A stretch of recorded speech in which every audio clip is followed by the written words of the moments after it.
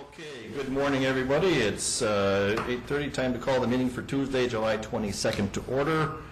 And the first item is to approve the agenda. So moved. Second.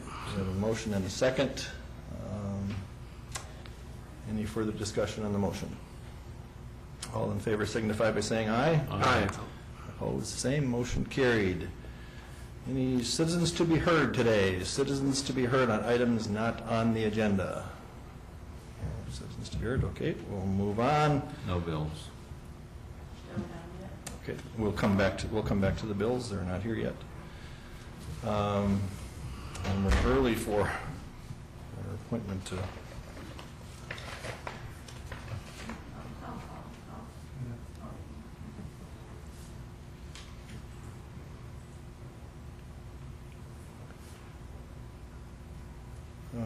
yeah, and yours is going to take about 15 minutes, isn't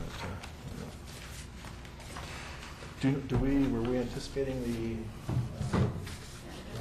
candidates to be here? Okay, well, if they're not expected to be here, then we can move on to that item, the appointment to the Buffalo Red Watershed Board. And as we all know, and for the public, last week we interviewed 3 candidates: Mark T. Anderson, Gerald Van Amberg, who is a current Watershed Board member, and Gerald Zimmerman. And we have 2 openings, correct? 2 openings. So what is the board's wishes based on the interviews? Mr. Chairman, I would move that we appoint Mark T. Anderson as one of the positions. Second. Okay, we have a motion and a second. Any further discussion on the motion? Not all in favor signify by saying aye. Aye. Opposed, the same. Motion carried. And Mr. Chair, I would make a motion for Gerald Van Amberg as the other position. Okay. Second.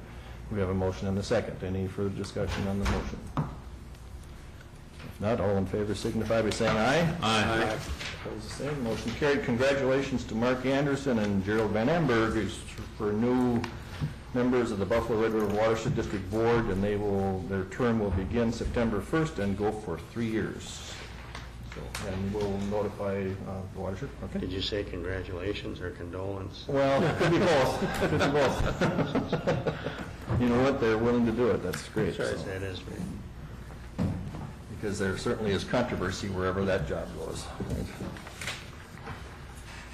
Okay, so our next item is the new website introduction, and we have with us Mark Sloan. Good morning. And Marie. And Marie. I have with me Marie. She is our government administrator. So the story here is, if you remember last summer, I came to you and told you that our website was 13 years old. We'd like to improve it and change it and stuff. So we were able to put together a program that we could finance that. So we moved ahead with that, and in January we started work on this, and we started moving along and making the change. So let's go here. So this is how our website used to look right up until 2 days ago. Started used to it worked pretty well, it was pretty handy, but now it looks like this. We went live on Friday morning, actually late Thursday night, and we came with our new website, and now it's actually functional and working, and we've moved all of our stuff to it. So what we've done, really, I'd like to say thanks to all the people that worked really hard to make this happen, and it's a large group. Marie led the charge, but every department was involved, and we had a committee that got together regularly and helped figure out how it's supposed to look and what the color scheme should be, and there's the amount of effort it takes is really understated, I think, and what it takes to pull something like this off. What we've done then is that with the new website software, we use a company called Civic Plus. They have a lot of capacity and capability to what it can do. Well, we weren't quite that ambitious as to take on all that at one time. We knew it wouldn't quite be possible. So our focus is to take our existing website and move it to the new platform. And that's what we've done now. So everything we had is here. So now all the stuff we could do, we still can do. And what we're going to be doing over the next few months is rolling off more and more functionality, things that we just haven't had before. We've got some possibilities for some engagement with our citizens, and there's a lot of new tools that we are going to try to put into play. But one of the biggest things talk about with this change in a new website are a couple different things. One would be something called content management. Content management is a really big change for us, and it's a direction we wanted to go for a long time. What that means is each department has the capability of actually making changes to their own pieces of the website, so they can keep their parts current all on their own without having to come through us, which increases efficiency quite a bit. And the hope on our side is that it'll allow them to keep things a lot more current and accurate, and give them a little more ownership and capacity. And there's some safeguards in that, so when they make changes and stuff, it all comes through, and it has to be approved before the public can see it, those kind of things. But the other really major change we made to it was the whole functionality was different. Like now, our new website, it actually will work on your cell phone, on iPads, all those kind of things. It automatically will adapt to the different size screens. We've got these big things across the top here. These are called mega menus, and when you just go across them, they pop out. The big difference, what we've done with this new website is, this first one, government, is how our website used to be structured. It's really department-centric, which means everything's listed by the department and what do they do and those kind of things. But as we rolled into the new website, one of the new ways of thinking on web stuff specifically, and what direction we really wanted to go, was service-oriented, which is what gives us these tabs, like the service tab here, where you can say, because a lot of times the public doesn't know what department things are in, they just know what they want. And so they can help find it through the service tab, and then over here, way on the far right side, we have another one that is a really useful tool, which is how do I? So you can say, how do I? And then there's this huge big list of all the things our citizens, our citizens might want to do. And so they can just go here. So the idea is to help get the citizen the information that they need, and anybody else that's looking for information from us. You know, the whole object behind the website is to get the information and services that we have available to those people. So, you know, a really good example here is if I wanted to say, how do I get a building permit? Well, before you would have to know that, you know, what department that was in. We'll find it underneath there and those kind of things. Now you just can go to how do I get a building permit? You go to this page and you start scrolling down, and it'll tell you all the steps you need to follow to get a building permit. It's a whole new structure in how things are organized is what we're really behind here. A couple of things that are different about this site now too is our previous websites were always hosted here on our servers in our building here. This one is hosted by the company that provides this service for us. So it's not here. It's, well, the line would be it's in the cloud. It's cloud-based, which does a couple positive things for us. One is it removes the cost for us to maintain servers and those kind of things. But the bigger thing, the reason I really like the idea, is it gives us that disaster recovery piece. So if something bad happens to this building, our websites are still online. These people serve websites for 1,800 counties across the country, so they have a lot of robust capacity to keep their systems functioning, and they've got backup systems and backups to those, and it's really a lot of things to help make sure that our systems remain functional. So that's one of the things we really liked about going off-site with this.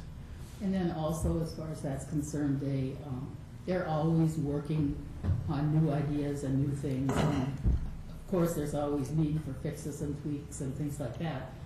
So by having it hosted there, it gives us the ability to easily get those updates and functionality as they occur. Mm-hmm.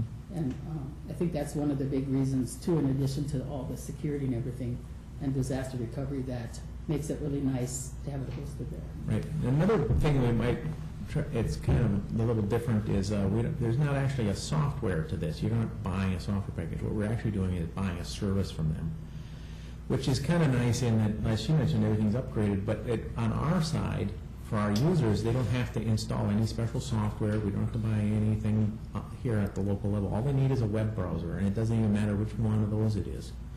Any web browser can get to the site. If they have rights, they can actually edit the pieces they need to edit, all those types of things.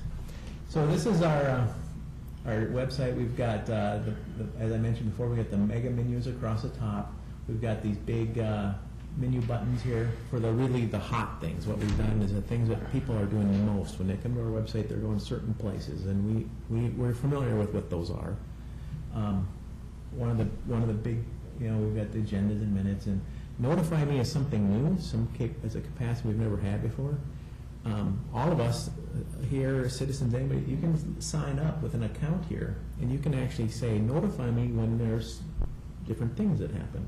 It could be everything from a news announcement from the highway department to whenever a new board agenda is issued, you'll get an email that says there's a new board agenda out there. So the citizens have a little bit better way of knowing when those types of things are happening. There's actually a little bit of an engagement piece there.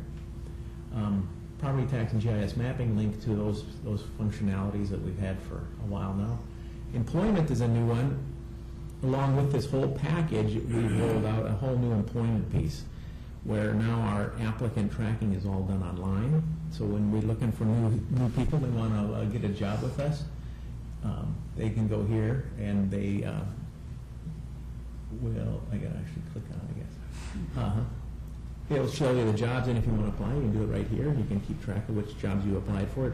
It's all done electronically now at HR, and HR actually sends it out to the supervisors for their review of the job applicants, and that's a whole new piece that we haven't had before. It's kind of a nice tool. And on the left side here, we've got some just quick links, things that people are popular to.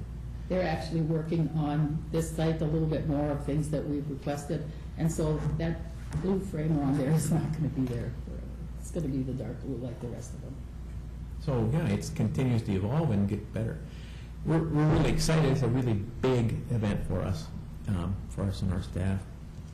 One of the things we're doing today is we're having an open house where we're saying everybody come talk to us. It's like, I don't know if anybody's familiar with GIS Day, but it's like, we call it Website Day. It's an excuse to have cookies, right? So if you want to, stop by our office sometime during the day and we'll have treats. And we can answer more detailed questions if you have any of those about any specific things, but it's a lot of work has gone into it and a lot to make it function. We hope that over the next months and we'll keep rolling out more and more functionality where we'll get more information to our citizens and more services. One of the really big things that we were kind of hung up on with our old site is we were kind of caught with what kind of service delivery we could do online with that software. This provides a lot more stuff for us. Mark, how does somebody access watching the films from the tapes from our meetings? Oh, it's you can go to our old website address, but we also rolled out a whole new website address with this. It's claycountymn.gov. So it's all one word. But like on here, if you check on the agenda and minutes, is it also listed under there? Or? I think you would want to go to so that you want to view live, or do you want to see? Yeah, no, if somebody wanted to look for a meeting, later. either way, but, Yeah. Well, could you put today's on right now? Mm-hmm. So if you go to the agenda center, it's listing there's the agenda for today is right here. And when I was back up to, where was I? And the archive videos are on there too. Yeah, all the videos are on our quick links here. We've got County Board, which is you guys, but right over here we've got the link to watch the meetings. So they can click on the link and they can watch it live. You can watch it after the fact. All those. It's the same kind of capabilities we've had. It's all here, and it's what we've really tried to do is reorganize it a whole bunch to make it a lot more friendly to our customer. So it's all customer centric is kind of the whole idea here. Service and customers is what we're really looking at helping. I think it's a big thing. I don't know how many cities have it on their townships have it. I think I know Moorhead of that. But they have actually physical tapes that they use for their access, their local access. Mhm. But here, anybody can get it on. Right. On the website. And we also, the Very board good. meetings here are being recorded. They'll play on public access TV throughout the county too, Mhm. regularly. But I don't know if there's four of the cities maybe have local access. I'm not sure. Yeah. Which one this is. Barnesville, Moorhead. yeah, we send it out to Yeah, I a don't whole think bunch of Dover them. gets it. So, yeah, so we have that, and it's got a lot of new capacities. Very good. Any other questions? Or? Looks really nice. It's, Beautiful. Looks like it's user-friendly. that's the goal. I mean, really, I mean, now one thing you have to remember from our previous records is, you know, we're running 500,000 hits a month here on our website, so it's got a tremendous amount of traffic, and the more information we get to our citizens, I mean, it's the way, especially now, one of the reasons I was really pushing hard for this was to be able to deliver this information on the phone, on the smartphones. That's something that we've had a lot of demand for. Well, you got a couple minutes here. Why don't you zip into mapping a little bit? Show us a little bit of mapping. GIS mapping? Yeah. Okay, we've got, you know, a whole bunch of maps of our cities and different stuff, but our main Clay County map, this is the one that comes up that everybody can get to. It provides you the property information search. If you know where you're going, you can search by PIN, by plat, by physical address, and you can run a search. It'll take you wherever you want. Or one of my favorites, I think last time I did this, I did one of your guys' place. These are one thing I should mention here. If you remember some of the projects we worked on in the past, make sure I click on the box. Is these are last summer we flew new imagery for our county. Mm-hmm. This is that picture right here. We flew these pictures in May of last year, and it actually, that's why the rivers are a little fat. They're a little high still, but this is you know, this is a link to our maps, and we can say, like always, who's here.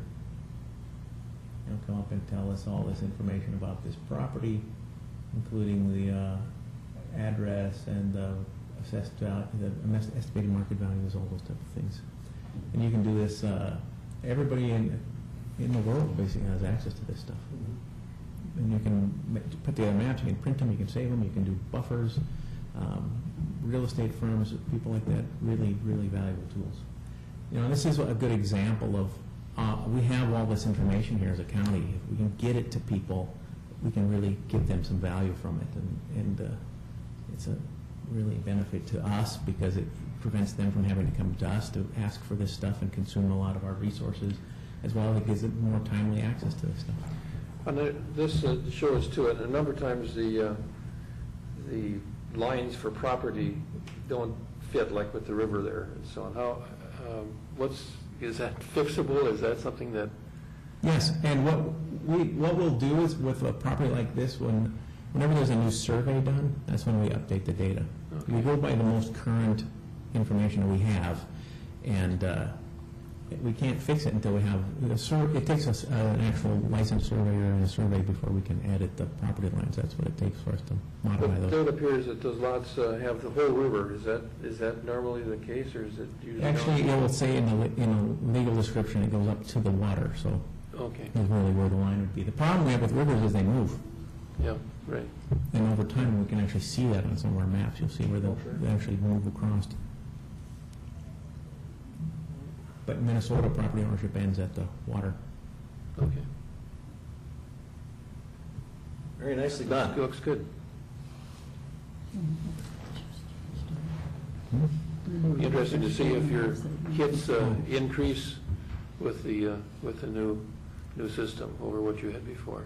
Yeah, it'll be interesting. We have, with this system, we have a different method of doing the hits too, so Right. we'll have to kind of compare, but yeah, it'll be interesting. One thing, Marie wanted me to mention was the pictures on the back of the front page here. These are pictures that usually most of us are staff around here. Somebody has submitted these pictures, and they'll change out every time you come to the website, and they'll change out by season.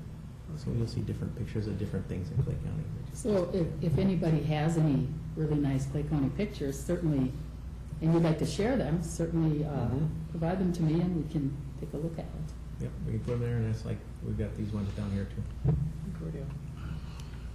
And I think one of the things that we're going to do fairly quickly is e-pay.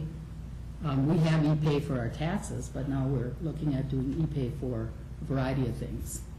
And so I'm currently working on getting the information together and getting that going, and that'll be one of the first things I think we roll out.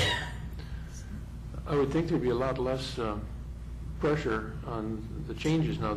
you just have to okay the changes that others are making now, right? Rather than Yeah. doing it all yourself? Is that- Yeah, once we get them all trained, and there'll be a learning curve and helping them out and stuff. But yeah, that'll help, because now they can just put an agenda up. They don't have to send it to me, things like that, so that I can concentrate more on some of these other Sure. kinds of things.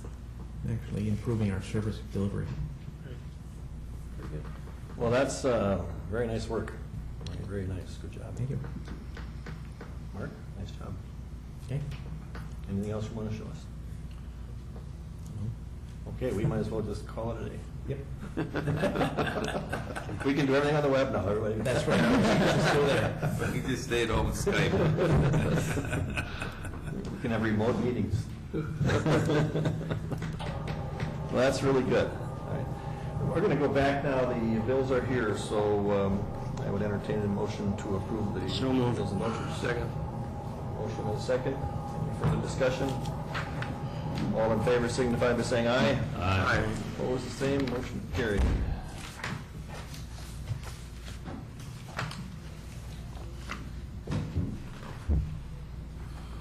Our next guests are not here yet. We're running a little bit early. Okay, we can maybe.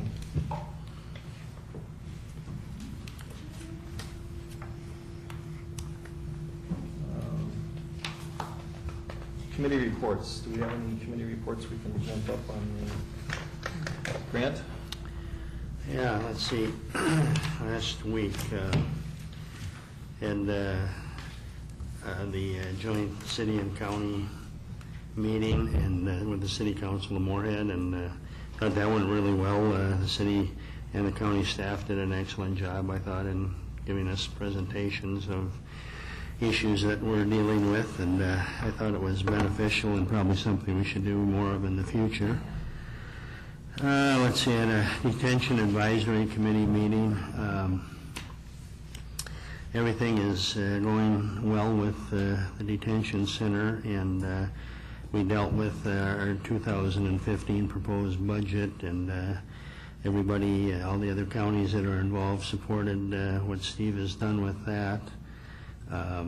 We also talked about setting up a reserve balance, which everybody was supportive of. So I think it's a credit to Steve and his staff that the other counties that are involved in this have been very supportive and are sticking with us in what we're doing. So 2013, or actually last year's budget, we had in excess of revenues over expenditures, and so we get paid back some of the money that we had been owed from previous years. And I think when we started out, we were at about $185,000-$6,000, and we're down to around $72,000 now, so it should be paid off within another couple of years. So that's going well. And then let's see, what else did I have? I think we actually have an action on that on the Probably, yeah. agenda later today. I Right, think, right. Agenda 13, yeah. Had a Heartland Trail meeting, and I think, with MetroCog and things are moving along as best as can be expected right now with that. We had a presentation from Mark Peel, the historical director here for Clay County, and that was excellent. I think Frank was there, and we both talked about that. We hadn't really thought about the historical perspectives on a bike trail, but he kind of went through Clay County, and there's quite a number of amazing things that are of historical interest that would be along the trail. So that's something we'll be dealing with more in the future. And then let's see, I had a Greater Fargo-Moorhead Economic Development Corporation meeting last week, and mainly there's a program on teachers in industry, and we had a number of teachers that are involved in that, where they go and work with companies that are involved with the EDC, and then they bring that information they get from that back to their students, and very positive, very, very interesting stuff, and all very supportive of what's going on and expanding it in the future. So that was it for me. Yes, after our board meeting last week, I had a local advisory committee meeting for adult mental health, which I'm attending for Wayne, and just pretty routine business there. The members of that board often express their concerns, and the transportation thing we've talked about before is one of the main issues that they're concerned about. We did have the joint meeting, as Grant mentioned, with the city. I thought that was great, and I hope we continue to do that on a regular basis. I think that's very helpful to be able to discuss those common issues together. I had planning commission in the evening. Had pretty routine. We had two permits that we granted, but pretty routine kinds of discussion. And then I had Wednesday. I had Historical Society board meeting, and we have a number of issues that we're working with. Trying to get the schoolhouse that we own out in District 3, which was the first rural district and the last one to close out at Rolog, and that one we're trying to get it painted and refurbished a bit, and that's one of the main issues for right now. But we also have new signage for the Berquist cabin, which is going to be installed soon, and that gives a historical interpretation of the site, which I think will be very helpful for the public who might want to come by there, and a number of other things like that we're working on. I had on Thursday morning executive meeting with the Red River Basin Commission, and that was pretty routine. It was a rather short meeting. We also that evening there was a public health discussion at Usher's with the counties, Becker, Clay, and Wilkin counties that will be a part of the new health initiative, and that was a very positive meeting, I think, about things that we can do for some of the main public health issues that we're facing. And that would be all. Okay, thank you, John. Frank? I guess Tuesday, I was at the same meeting most of were at with that joint meeting, and what impressed me there was when they gave the presentations, the Clay County and the city people were together, and they were just like they were working together, and it just really impressed me that they gave the presentations together, and it seems like they were working well with Lauren, and everything was going good there. After that meeting, I went up to Ulen for the city council meeting there, and talking a lot about buying some some property that the city will be taking over there. Some property that's probably not usable anymore, and that's what their discussion along was. Thursday, FM COG pretty much went over the 2040 plan, and other stuff was routine stuff there. Thursday night I was at the same meeting at Public Health that John was at, and it was interesting to get an update on that. Yesterday, Heartland Trail, which Grant already talked about it, but we talked a little bit about funds for the trail, and Mark Peel was very interesting. Also, Paul Marquardt and Ken Eakin were there giving us legislative updates on that. Bruce Albright from the Buffalo Watershed, and it's just amazing how many different people are getting involved in this. The DNR was there talking about the Buffalo River Park, what would be involved if they're going to go through the Buffalo River Park, what are the obstacles that they would come up with, So I think a lot of the stuff that, you start saying, well, we're going to put a trail through Clay County, all of a sudden, whoa, we got to talk to these people, and I think we found out probably some obstacles or whatever going to be involved in it, and with Mark Peel giving the presentation, some benefits of going through it, It was really, like Grant was saying, it was really interesting to listen to Mark, and I guess those were my meetings. All right. I just had 2 meetings to report. Of course, the one with the joint session with Moorhead, I thought that was extremely well. It just shows the collaboration between all of these agencies, and you could, I don't know if you noticed, but each one that spoke, they could have actually covered for the other one, so it was nice to just see how they intermingle and both know the things, and when it comes to issues dealing with public safety, whether it would be a train derailment or other issues. So plans are very well there, and that was an extremely worthwhile meeting. The Greater Fargo-Moorhead Economic Development meeting that Grant talked about, I was there as well, and that was, it was really interesting to see how these teachers go out into the workforce to see what it is these kids they're teaching are going to need to know. I thought that was just an incredibly good way to do things. And then when the teachers came back and reported to us, they were extremely excited as to what they saw, to the point where one or two of them even made the comment, it's going to change the way I think and how I teach. Because you start getting these kids ready for the workforce, but if you're teaching in a school and don't know the workforce yourself, because that's not where you are,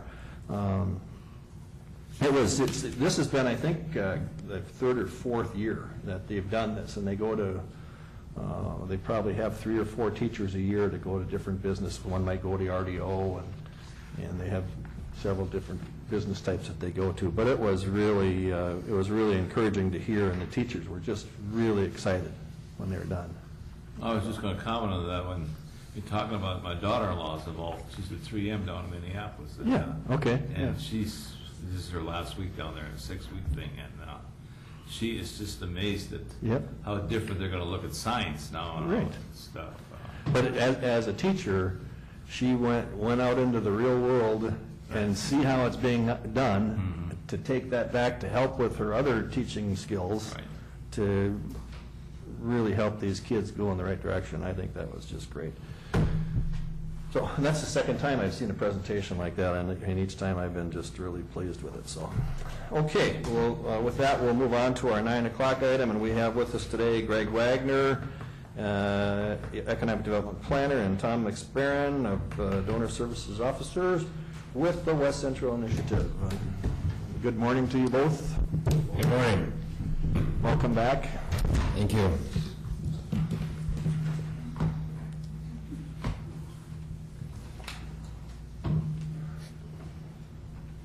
Well, Mr. Chair and members of the board, thank you for your time this morning. Once again, my name is Greg Wagner. I'm the Economic Development Planner with West Central Initiative, and I am joined by Tom McSparron, as you had said, the Donor Services Officer for West Central Initiative as well. I wanted to provide you with an economic and demographic update for the county, and then Tom will follow me and provide you an update regarding WCI's activities throughout the last year. My update is related to the annual review of the regional 5-year Comprehensive Economic Development Strategy, otherwise known as the CEDS. As you may recall from past presentations, this document is a product required for the region to maintain its Economic Development District designation and funding eligibility with the Federal Economic Development Administration. By all accounts, the state and federal estimates show that Clay County continues to grow. The recent state demographer estimates, which were officially released on July 15th, show that Clay County grew by over 300 people in the last year. Both entities estimate that the county population totals over 60,000 people. At 12.4%, the 65 and over population is lower than that of the state and national averages, which are both at 13%. The 65 plus population for the county will peak at about 21% in 2040. That's 10 years after the average peak of the rest of the 8 counties in the region. And even at 21% in 2040, Clay County will be the youngest county as a percentage, and one of the youngest counties in the state, in fact. Over 73% of the county's population over the age of 16 is currently in the labor force. That's the highest number I've seen so far in putting any of these numbers together for at least the 9 counties in our region. Excuse me, what was the number? 73%, yep. The number I've seen, the threshold is at 63%, so at 73%, that's an amazing number. Jobs in the county bring over 8,800 people daily from outside county borders. An additional 7,700 both live and work in the county, and then an additional 17,100 people live in the county but work in another county. With a mean commute time of 19 minutes, 68% of the workforce lives within 10 miles of their place of employment. The communities outside the county are probably pretty obvious that have the biggest employment draw. That'd be Fargo and West Fargo.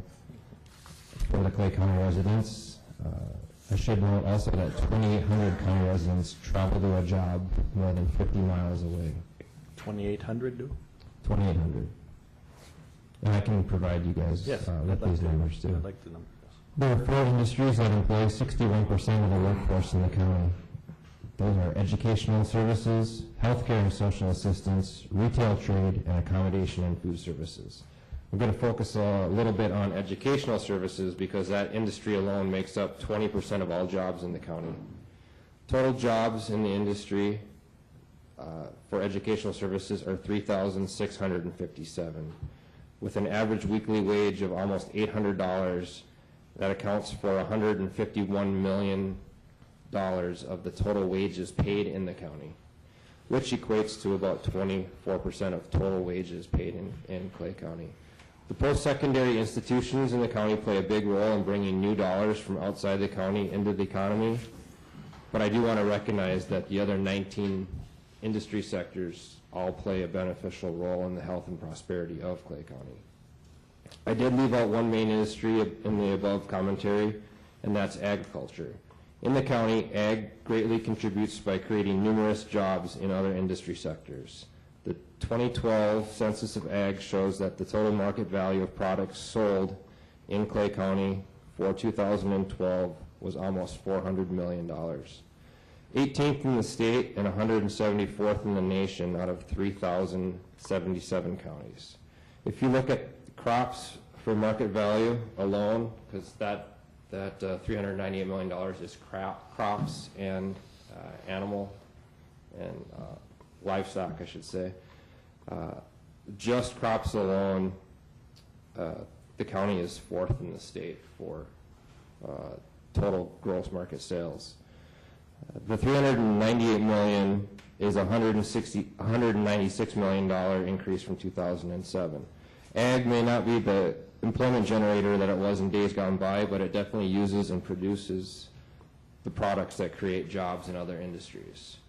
For all industries, the average weekly wage is $665, and that's lower than the region as a whole, which is all industries at $672 a week. The big reason for this lower average weekly wage is due to the high percentage of jobs in retail, which is the number 3 industry in the county, and accommodation and food services, which is the number 4 industry in the county. And those 2 industries typically have lower wages. Total wages in the county for 2013 were over $638 million. As we enter the second half of this decade, retirements are going to change the fabric of our workforce, along with the services and jobs required to care for our older populations. There will be increased need to fill the existing positions of people retiring at an ever-increasing rate, as well as the new jobs not even in existence yet as the economy continues to grow. Data out to 2020 shows that the top 10 high-growth, high-demand, and high-paid jobs are projected to be the following, and this is in order of highest, or all in order. Truck drivers, nurses, carpenters, team assemblers, electricians, welders, construction equipment operators, accountants and auditors, assemblers and fabricators, and machinists. The county economy is strong. Unemployment continues to decline from its peak of 5% in 2009. The 2013 unemployment rate was 3.7%. June numbers indicate that 2.7% of the labor force was unemployed. That number, those numbers, actually all those numbers, even the peak numbers, are phenomenal.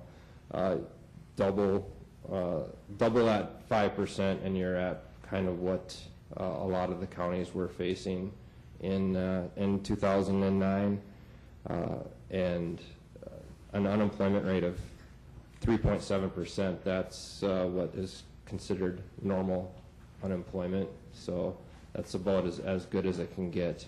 That number is a little deceptive. There's people that have jobs, but they might not be in a pay range where they want to be, or doing necessarily the job that they want to or that they're qualified for, but they are in the labor force. Poverty is also something that can get lost in all the good news and positive data. The poverty rate for Clay County is in the middle of the pack for the region and the state at 11.4%. The stronger the economy becomes, these numbers should continue to decrease, but it's also important to continue to directly focus efforts and resources on these targeted areas. Further reducing these numbers will not only have the county continue to be successful, but the region as well. So with that, I want to thank you for your time this morning. I'll be happy to answer any questions, and if there aren't any, I'll gladly turn it over to Tom. Okay. Good morning, Tom. Good morning, Mr. Chair and Commission. I too appreciate the time to give you this brief update, and we'll be more than happy to try to answer any questions that you may have. Economic development, community development, and promoting philanthropy are the three strands of the cord that connect every program that West Central Initiative provides to the citizens of the 9 counties that we serve. When you have the opportunity, I'd invite you to look through the annual report that's included in the packet that I've given you. And I think you'll see how while on the surface our programming seems diverse and almost disconnected, the WCI staff and board are all working toward the common goal of making West Central Minnesota a better place to live, and each program is a part of that mission.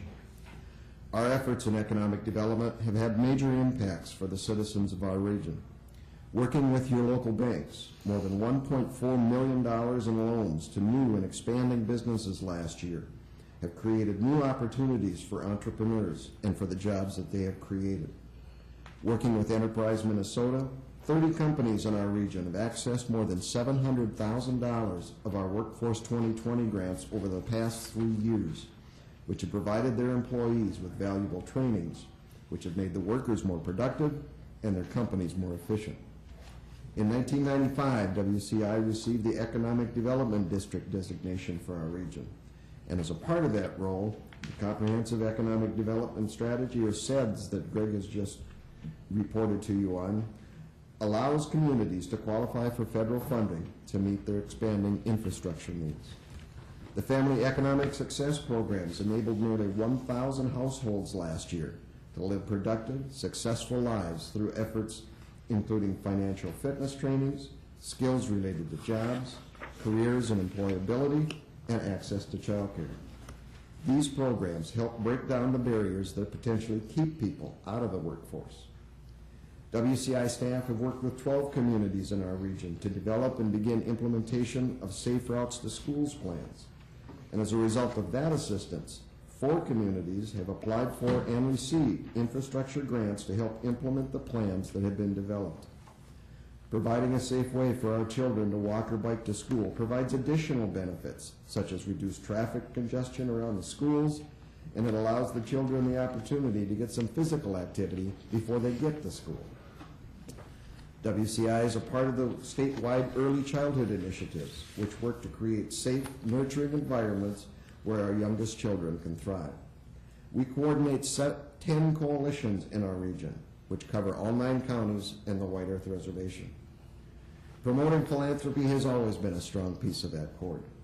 WCI staff help volunteers develop their plans and raise the funds necessary to make the $2.6 million in grants last year that will make your communities better places to live. You can see the results of those efforts in new playgrounds, renovated baseball fields, enhanced programs and equipment in the schools, and new and better medical facilities. But as important as these pieces of equipment are, the real benefit of all of these projects is the positive effect it has for your citizens and for the people who visit your communities.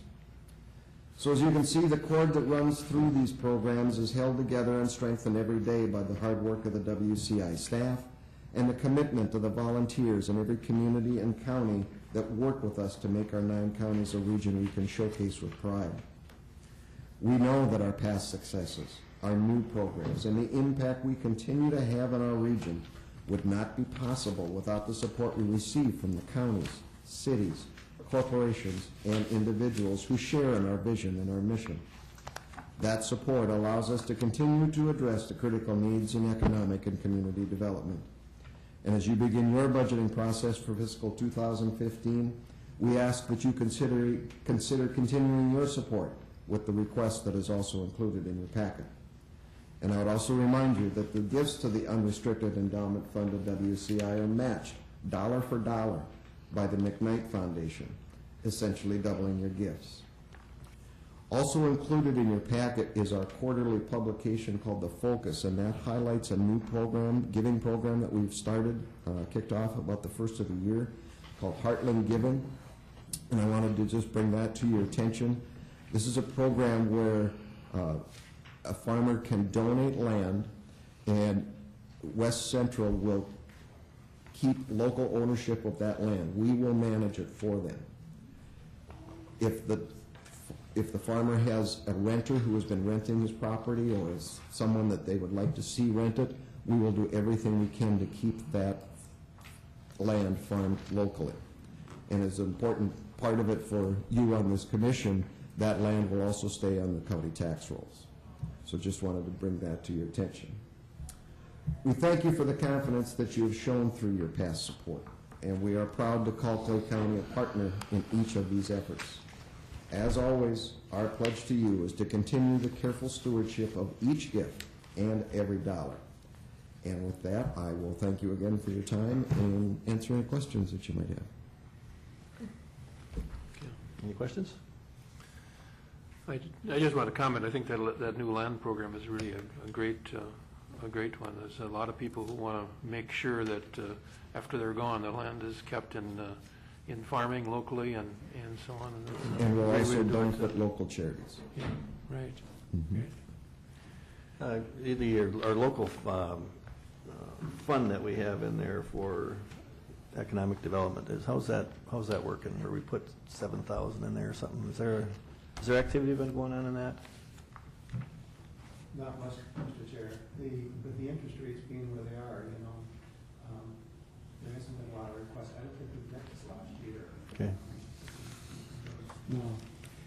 The outstanding loans, there's quite a balance in there, though. I think it's up around the $200,000 mark. I believe the total balance is about $300,000, and about 60 of that is in loans receivable. Right. So it's in pretty solid shape. Yeah, I just wonder if we're letting the word out there to young entrepreneurs that there might be some opportunities there to start something new in Clay County here with.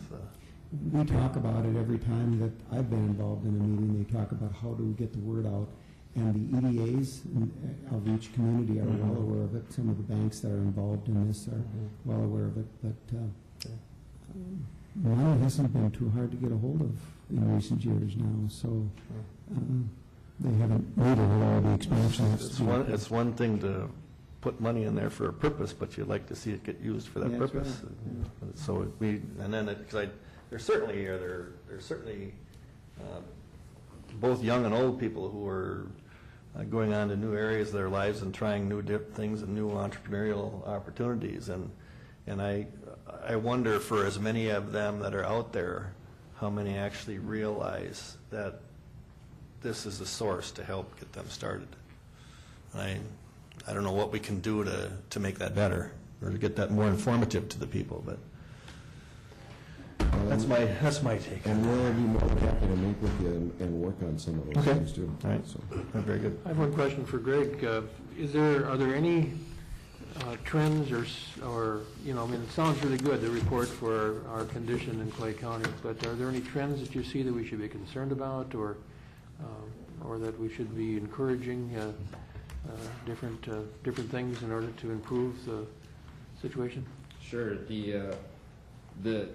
The trend that really the region as a whole struggles with is wages.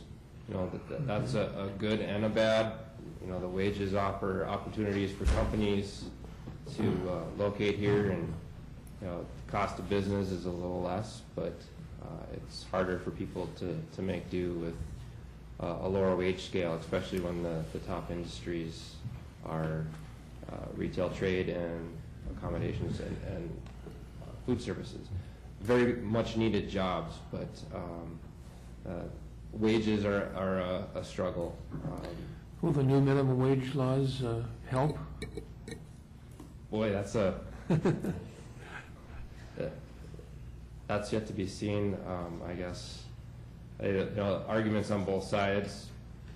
I don't have enough knowledge in it to know if raising minimum wages is going to raise the cost of business and increase prices on everything else, or if it's actually going to help people. Wait and see. We'll wait and see. Yeah. Okay. Thank you. Well, very good. This was a good presentation, and Greg, I'd like to get a copy of your full report. Sure. That's got interesting stuff in there. I'd like to. I can just send an email to Vicki and we'll get it. That'd be good. Very good. To you. All right. Thank you, gentlemen. Thank you. And we will. We have your request in on the budget for discussion a little bit later. So. Okay, thank you. All right. Thank you.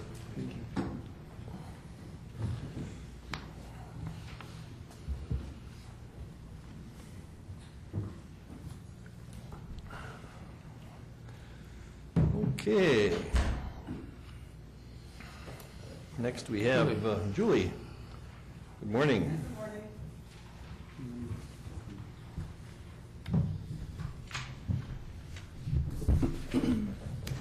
Well, this morning I'm here to talk about our commissary account. As you recall, a couple months ago we went to a new system over at the jail. Basically what we're doing is all money that comes into the jail is put into a money manager account so that when an inmate leaves, they're issued a check. And I'm just requesting that we be able to keep $5,000 into our retained earnings fund, which is at Bell's Bank, so that if we issue checks on the weekend, we have enough money in our accounts to cover those checks. So moved. Good. We have a motion and a second. Or discussion? Yeah, I guess I need more explanation how that works. I mean, they're assigned to get credit each.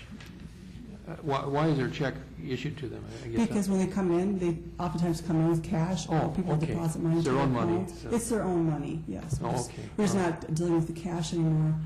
It's all electronic. We prefer just to do the checks, so. Okay. Is this something that has to be renewed every year, that you're coming back? No, we just want to do this. This is the one time Lori suggested that. I So let you know. you're looking at just a one-time action here that would allow you to maintain $5,000 at all time. Exactly. Okay. So we're looking for county funds to do that? Nope, we have the money in the account. It is. I'm not asking for any money. Yeah. So that just it's kind of a formality based on the money that you Exactly. receive in from Yeah. inmates. Yeah. Also move. Oh, excuse me, Grant already did. Grant already He made. wants to move it Yeah, again. I do. It sounds like a good deal. All right. Well, we already have a motion in the second. Chuck. Yep. You're out of order. I'm sorry. It's not the first time. All right. With no other questions, all in favor of the motion signify by saying aye. Aye. Opposed, the same. Motion carried. There you have it. Have a good day. Yes or no one of these things.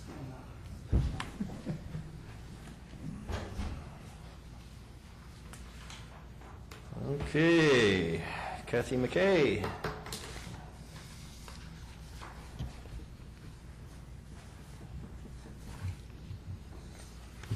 You're here looking for an appointment for the Community Health Board representative and an alternate. Yes, this should be easy. I'm not requesting money at this time. So I know all of you would like to serve, so this might be a challenge to find a member and an alternate. This is our new Community Health Board for County. We are meeting August 1st of this year, and the purpose of that meeting is really to approve the bylaws and get all of our documents in order. We're going to approve the delegation agreements, review our quality improvement plan and our community health improvement plan. So formalizing documents is really a first meeting. The official board meeting will be in January of 2015. That's when our board becomes operational, the Fork County Community Health Board. So we have this meeting in August. We will still have a Clay-Wilkin Community Health Board meeting, one final meeting as required by statute. So we need 2 a year. since we aren't official until next year, we'll need one more. So you'll have an opportunity to, all of you, to attend a Clayoak and one more Community Health Board meeting. But for this group, we need one commissioner and one alternate from each of the 4 counties. And Wilkin County will have the at-large community member. Each of the counties will be rotating that position.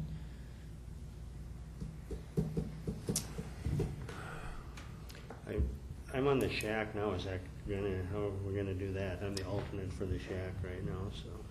Yes, I think we'll be voting on that in August to determine who would be the shack representative. That would be one of the officers that will be, that the board would vote on for, starting in January of 2015.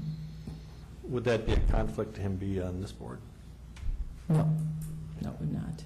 John? I think Frank has been on the committee that's been planning or working on this.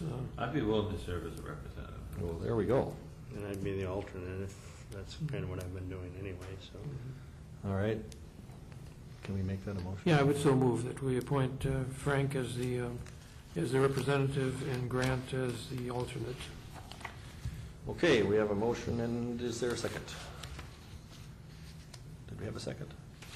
Second. Okay, all right. Any further discussion? All in favor signify by saying aye. Aye. Opposed, the same. Motion carried. Okay, that's done. Okay, so I'll send that information to those members and then to Mr. Berg.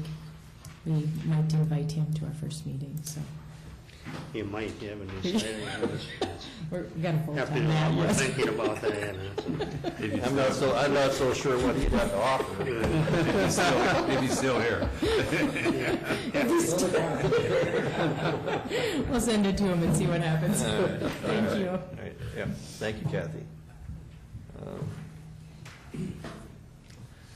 Okay, our next, we have a retirement of financial assistant supervisor and recognition proposal, social service director Rhonda Porta, Mary Lumen Olson, and financial assistant supervisor Larry Young, and Larry Young, financial assistant supervisor. A lot of people. Yes, yes. Okay. Well, I did send some information out in the board packet, and as it states, Mary is going to be retiring. This has been a long awaited That's why she's retirement. smiling. And it's coming fast. It's coming fast. So Mary will actually be pretty much done at the end of this month and utilizing some vacation time and stuff. I'm curious as to how many board meetings you've attended in 35 plus years. We had the welfare board. Yes. Every week. There, I don't know. Lost count. 35 years as a supervisor, that's quite a few ways. So, okay, so we are here to talk a little bit about some proposal that we would like to make to respond to Mary's retirement. On the information that was sent in your board packet, just the top grid. We are getting feedback on something. The top grid just kind of shows you the current structure with the 2 financial assistance supervisors at the top. We have a position called a financial assistance specialist or lead financial worker, and then we have currently 24 financial workers. So that's our current structure. Larry and Mary and I have been talking about different options, looking at the needs of the unit and the needs in terms of supervision. And we feel that a good structure, although there was pros and cons to all the different models that we looked at, we would like to propose going back to 1 financial assistance supervisor and then adding two lead or financial assistance specialists with 23 financial workers. So in a sense, we'd be replacing Mary with a financial assistance specialist and then promoting an additional financial worker into an FAS position. We think that based on the programs and how they would logically be kind of managed in developing expertise. This would make sense in terms of our family programs in income maintenance, the adult programs, and our healthcare programs. We also think that moving to this structure would allow us, if we felt we needed to go back to a second supervisor, we could do that a little bit more easily versus appointing a second supervisor right away and then going the other way around. Of course, we initially would have liked to have kept our financial workers at 24.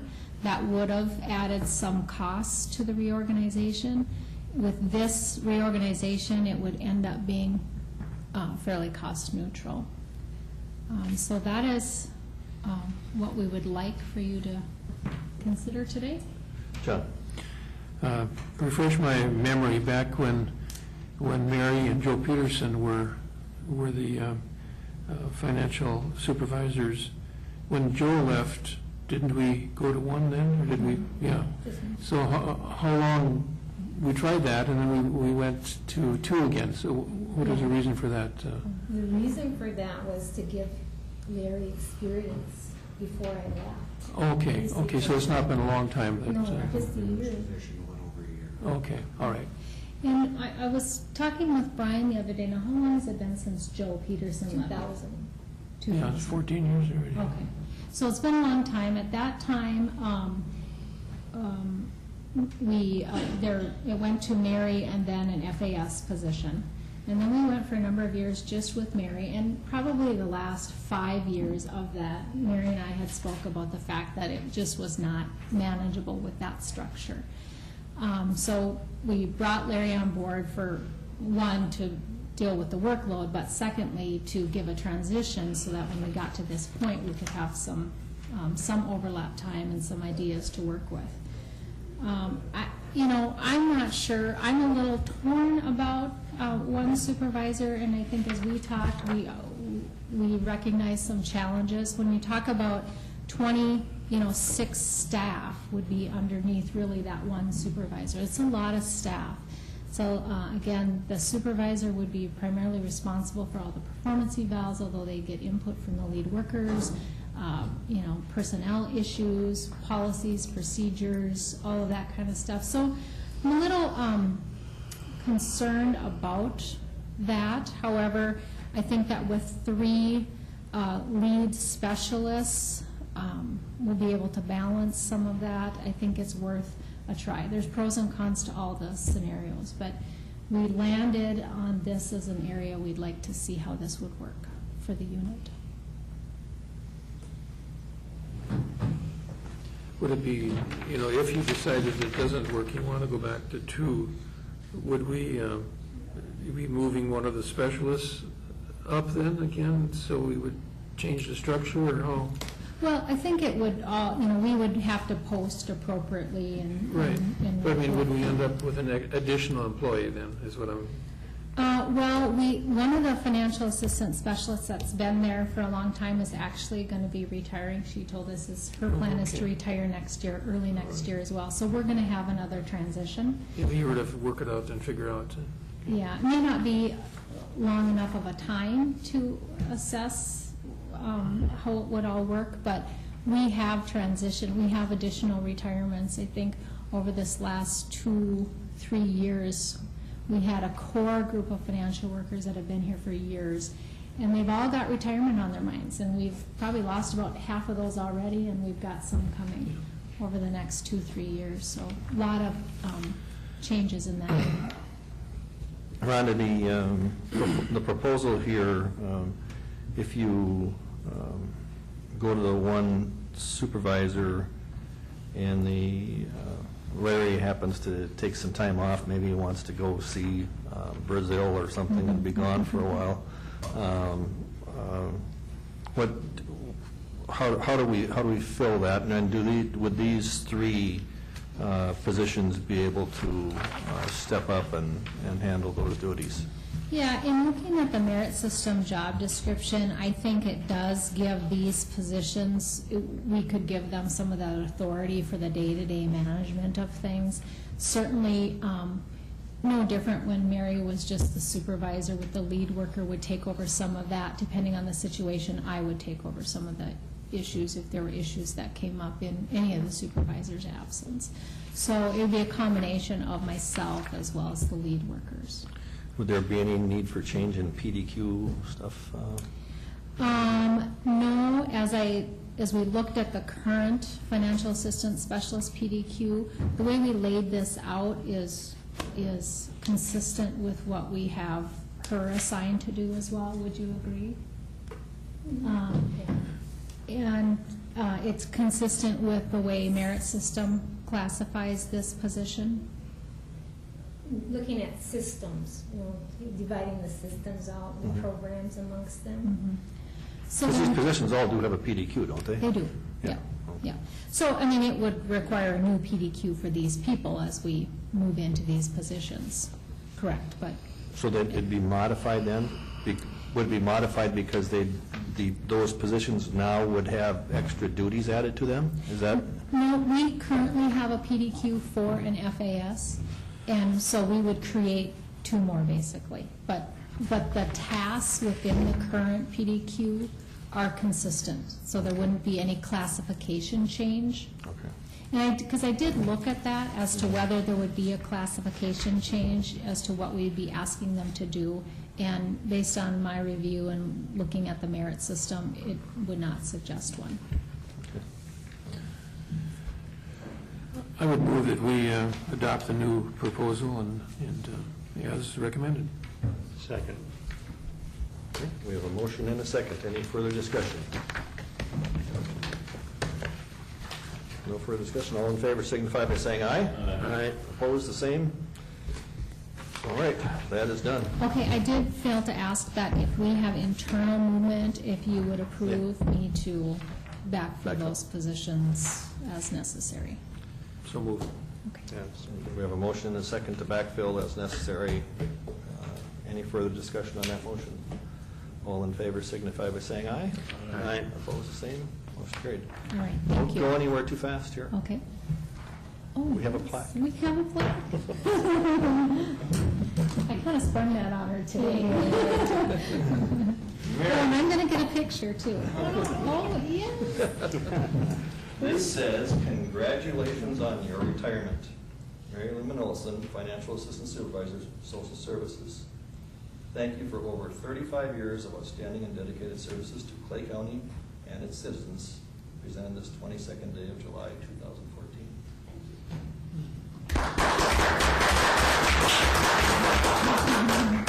Thank you. Thank you. Thanks. Thank you. I know.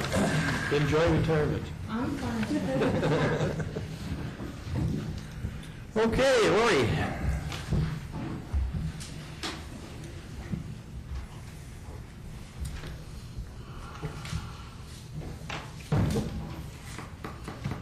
Good morning, Lori. Good morning. Well, a couple of weeks ago, Brian and I got together with Kevin and Frank to discuss some of the motor vehicle flow issues and wait times. And at that time, we kind of went over the workload, and the workload seems to be increasing. We had 4,000 additional transactions last year, and people are buying a lot of cars, and so the workload just seems to be increasing. But we did get one new person, but we still feel that we need a little bit of extra help. And so we were hoping to, I just hired a .8 person for my public health position, and we were hoping to increase that to a full-time position with that extra 1 day a week going to motor vehicle. That way we could alleviate some of when people are on vacation or have to be gone for other reasons, so we could fill in those positions, because right now, if anybody's gone or anybody's on break, then their desk sits empty. And so with the increase in the volume that's going on out there, we were hoping to get an extra day out there with the benefit, and that includes benefits. So the total cost per year would be about $10,600 right now. And Additional for that. Additional for, and the remainder of this year is $5,600.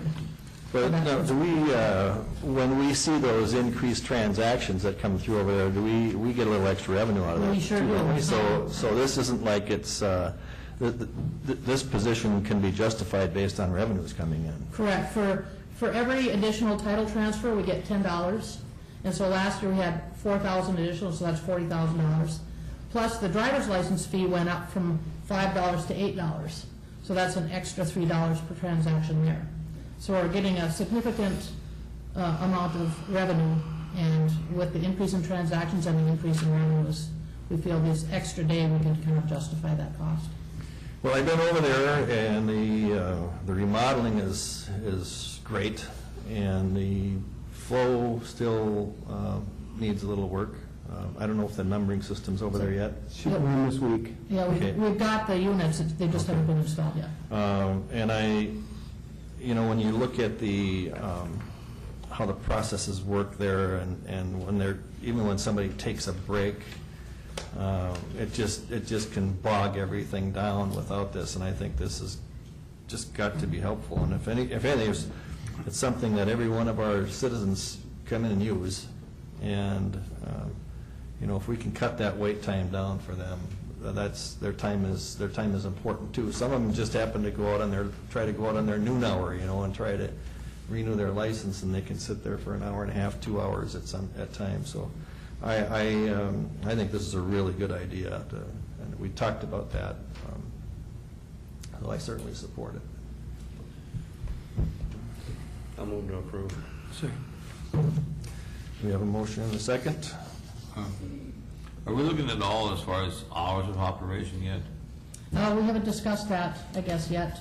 Right now, we're hoping this will do a lot to help, some of those wait times right now, and then we can kind of wait and see if that's something you guys want to approach later to change the hours a little bit, but I guess that's up to you. So that one day a week, Lori, are you looking at that all 8 hours being in one day, or could you put it in shifts of 4 hours? That's a possibility. I guess we'd have to visit with Cheryl and see what would work out the best. So if it, like from a 10 to 2. That's what I'm thinking, because you could cover those times when some go to their lunch breaks and whatever. So that'd be nice if you could get, a couple of days out of there where you'd be reducing the lack of staff. Right. During noon hours. Yeah, we'll visit with Cheryl and see what the best way to work that out would be, and because it's only a few minute drive over there, so that would certainly be doable. And I think they know there's 2 or 3 days a week that are way worse than others for some reason. And the dealers have been bringing in stacks and stacks of new car transfers. So would there be require some training in this one, or is she already familiar with? There will be some training, but she does have some experience with titling new cars. Okay. And so, there's a little bit, there certainly will be some training involved. And that'll take a little time. Right. Very good. Debbie, vote? No. Okay. All in favor of the motion signify by saying aye. Aye. Opposed, the same. Motion carried. Thank you very much. Thank you, Lori. And we are ready for a break. All right, we're ready to reconvene our meeting here this morning, and the next item of business is the 2015 budget request discussions. And our very first one we have today is the Lake Agassiz Regional Library Director, Liz Lynch.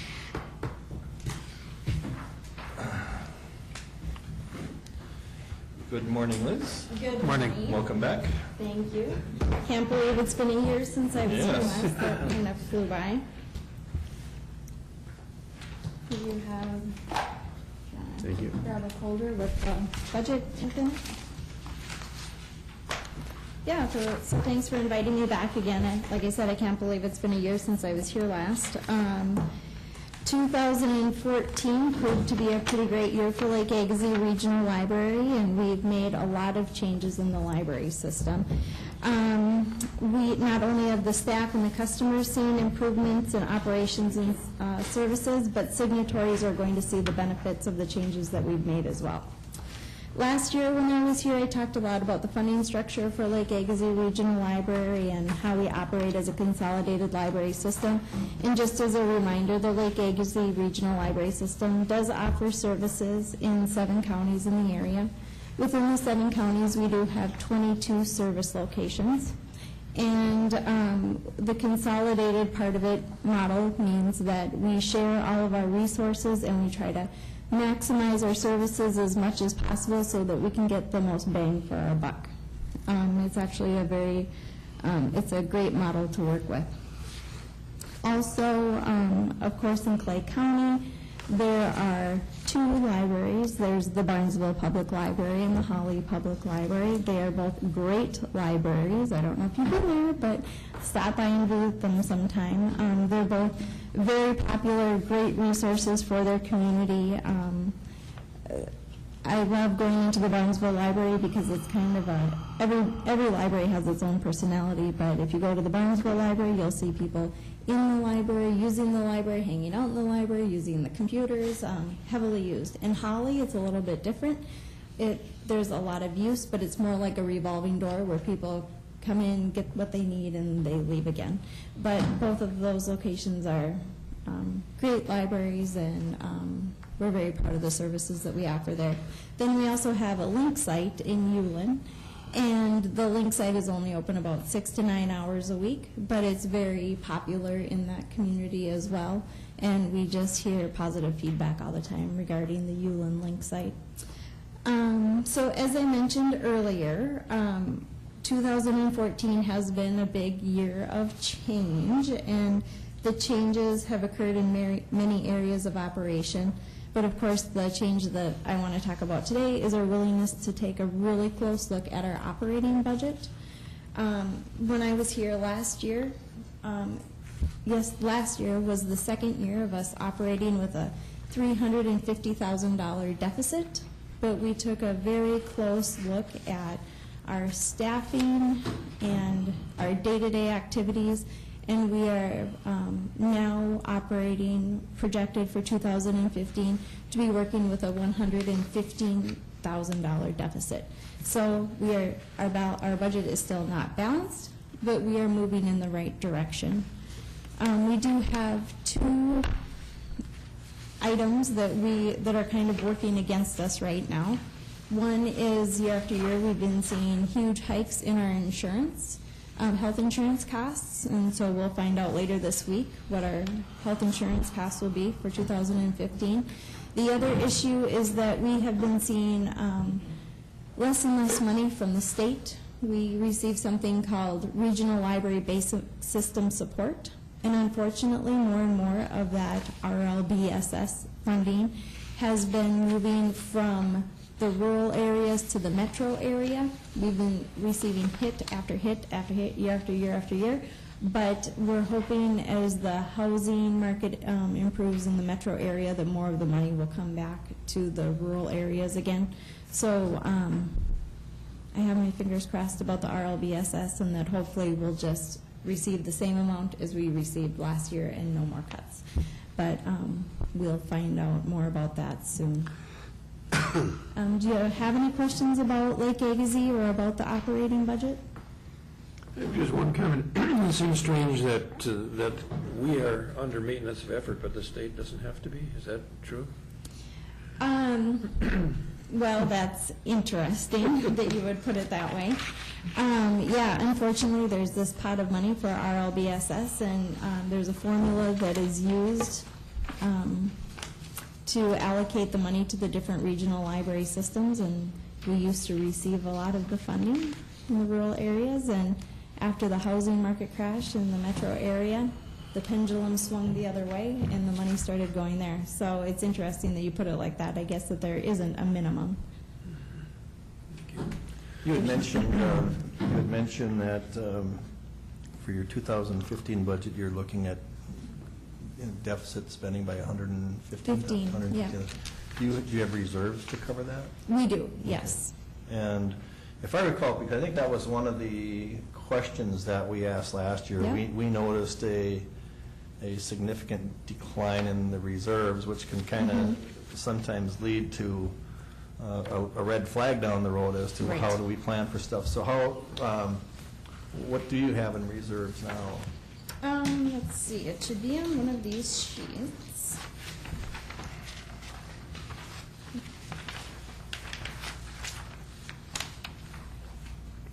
Oh, actually, maybe it's not on here. I can tell you that we have, whatever the minimum is, that we need, I think it's 3 months of operating costs.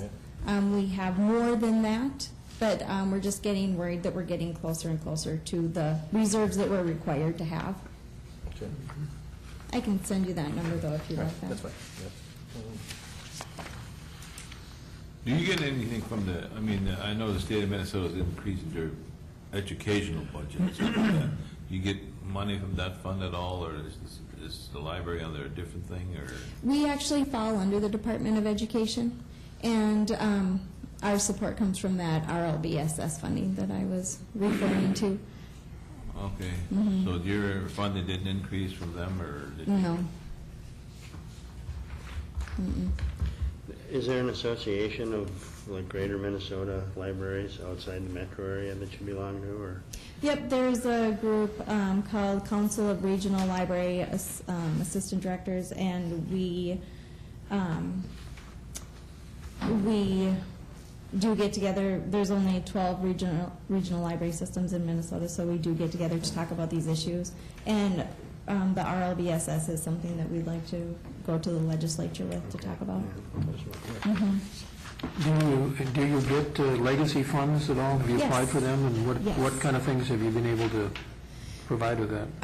We offer a lot of cultural programming and artistic programming. Okay. Supporting Minnesota authors. But you can't and use that for artists. general operating, I presume? No, and I just saw the article in the paper about how, I think the Rourke had used legacy for operating, and I thought, Yeah. I don't know how that worked, but. Okay, any other questions today? We have here, Liz, it looks like you're requesting $6,425 increase over last year. Is that Yes. correct? Okay. All right, and when does Lake Agassiz set their, are you on a calendar year budget as well, or? Calendar. Yeah. Okay. So what I would suggest we do is submit this request to our administrator, and we're going to go through all the other ones and see what everybody else brings. And we have both our new requests from our internal departments, and then all of our external agencies. And you know, thank you for coming and telling us what your needs are, and we will put this along with everything else as we move forward, group to group, and see what everybody needs, and we'll do what we can. Okay, great. I want to just thank you for what you accomplished this year. We were very concerned in the last couple of years as how fast your reserve was dropping, and it sounds like you've come close to being able to stabilize that, and hopefully this next year you can make that work. I'm optimistic. I want to see a balanced budget, and our board definitely wants to see a balanced budget. So every day we're looking at what day-to-day operations to see what we can do to. Okay. Good work. Yeah. Very good. Excellent. Thank you. Thank you.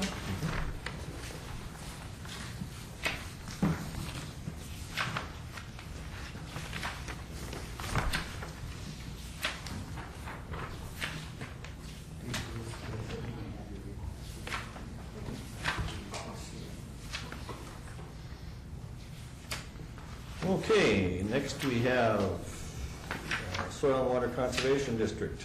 Kevin. You brought a board member with you, didn't you? Brought Carol with. Brought Carol. Brought reinforcements. Hopefully that's what it is. Well, good morning. Good morning, you guys.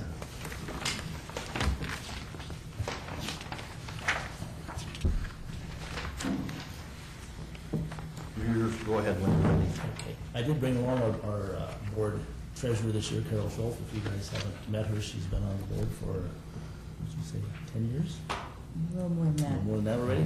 Time goes by fast. So, but this is her first go-around as being the treasurer. Kenny Shellock was our treasurer for many, many years, and he passed away last fall. So it's a little change in our office, just the dynamics of who is all on the board, but it's we're finding that the new people that have been on are good guys to work with. As you know, our program covers all of Clay County. We work with not only townships and private individuals, but we're finding that we're working with Clay County, you folks, much more in our years as we go on here. I've been here since 1978, and our change in the program is you can't compare how they have differed from starting out to where we're at these days. Just to get taking on some more of the programs, the county feedlot officer, our ag inspector program, the Wetland Conservation Act, local water management. We do tax forfeited land determinations for the auditor's office. So we're finding that we're dealing a lot more with the county on different projects, which I think has been a great partner for us. Going into our 2014 year, a lot of the state funds that we have received in the past, we were told don't expect any increases for 2015. So that's where our budget reflects those figures as far as our revenue. Basically, is state funding is pretty much stagnant. Our biggest request this year is primarily for our employees.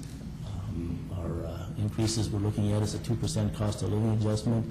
And primarily that came from, I talked to Darren, the human resources person here at the county, and he said something to the effect that union workers are looking at a 2%. So that was what we plugged in for that increase. Also, our insurance needs changed a few years ago, or a couple years ago, that we were no longer to be on the county health plan. So our board has opted to offer a single policy to our employees, and in the meantime have given some merit increases to try to make up some of the difference between what the county employees receive and what we receive. So primarily that's our biggest increase this year is in the, I guess, the personnel basically is what we're asking for. An overall 3% increase to what we received last year. Majority of our funds come from either state or county, and our self-generated funds, like our tree program, something that we generally sell between probably 15 to 20,000 trees per year. Some of our tree program has changed the requirements of the policy that the state of legislators came up with this past year, is that they didn't want to cost share on farmstead windbreaks. A huge blow to us, because primarily most of our cost share funds in the county went to landowners that wanted to plant trees around their farmstead for farmstead windbreaks. That one we're hoping to bring back into the state cost share docket, primarily because in the Red River Valley here, wind erosion is a big concern, and any tree that's out there we feel is a benefit to cut down wind erosion, and especially for some of the energy saving costs that we see in farmyards. That to us it's a no-brainer that those things should be out there available to landowners. We also found this past spring that we partnered with the city of Moorhead and River Keepers to do a big project along the Red River. We've been trying to get our foot in the door with the city of Moorhead for a number of years, and we've done a few minor projects, but this was a big tree planting on some of the bought-out acres along kind of in the River Haven area that we planted. I guess it was actually through the River Keepers that they got some volunteer help, but we sold the trees and designed a little planting for them. So that was kind of a nice little boost to our program. And we do appreciate Frank sitting in on our board. He brings what's going on with the county to us, so we do appreciate that. I noticed on your, Kevin, that your 3% comes up with basically the area covering the COLA of 2%, as well as that other 1% is arrived at by having a 10% increase in your health insurance costs. Is that That's kind part of it. It also is the makeup of the difference between the health insurance costs. I'm allowing about a 10% increase, but also the board added on a merit increase. What they did last year is it was a flat rate between us four employees. This year, looking at a 60 cents per hour increase over and above. Over and above the COLA? Yeah. So that'd be like a step increase in the Right. county's? Yeah, right. That's something we don't have, is a step-type, grid-type system. Okay, all right. So the 10% health insurance increase, was that the full amount of increase that's been proposed for your plan? Right. Well, we don't know yet, and that's something I know that the gal right before us said that they'll find out later this week. We have a meeting tomorrow. Same thing? Same thing. We'll find out tomorrow. Last year, we were lucky, we received a 0% increase. Okay. And I tried calling our representative, Jill Bartlett, down at the Lakes Cooperative, and she was very hesitant to give out any figure, 0 to 30%. She wasn't willing to give out anything, so I just used 10% as a... That's the way they are until... I know it. Yeah. Just so you're aware, 'cause I don't know if you are, but when we have health insurance increases with our county employees, that increase is typically split 50-50. Correct. So I might have a little bit of concern with an outside agency as covering the full increase as opposed to working at the same 50% that we give to our own employees. Sure. But we'll have to see how those numbers come in. This is your first request here, and what is the total dollar amount that We're requesting increase? Yeah.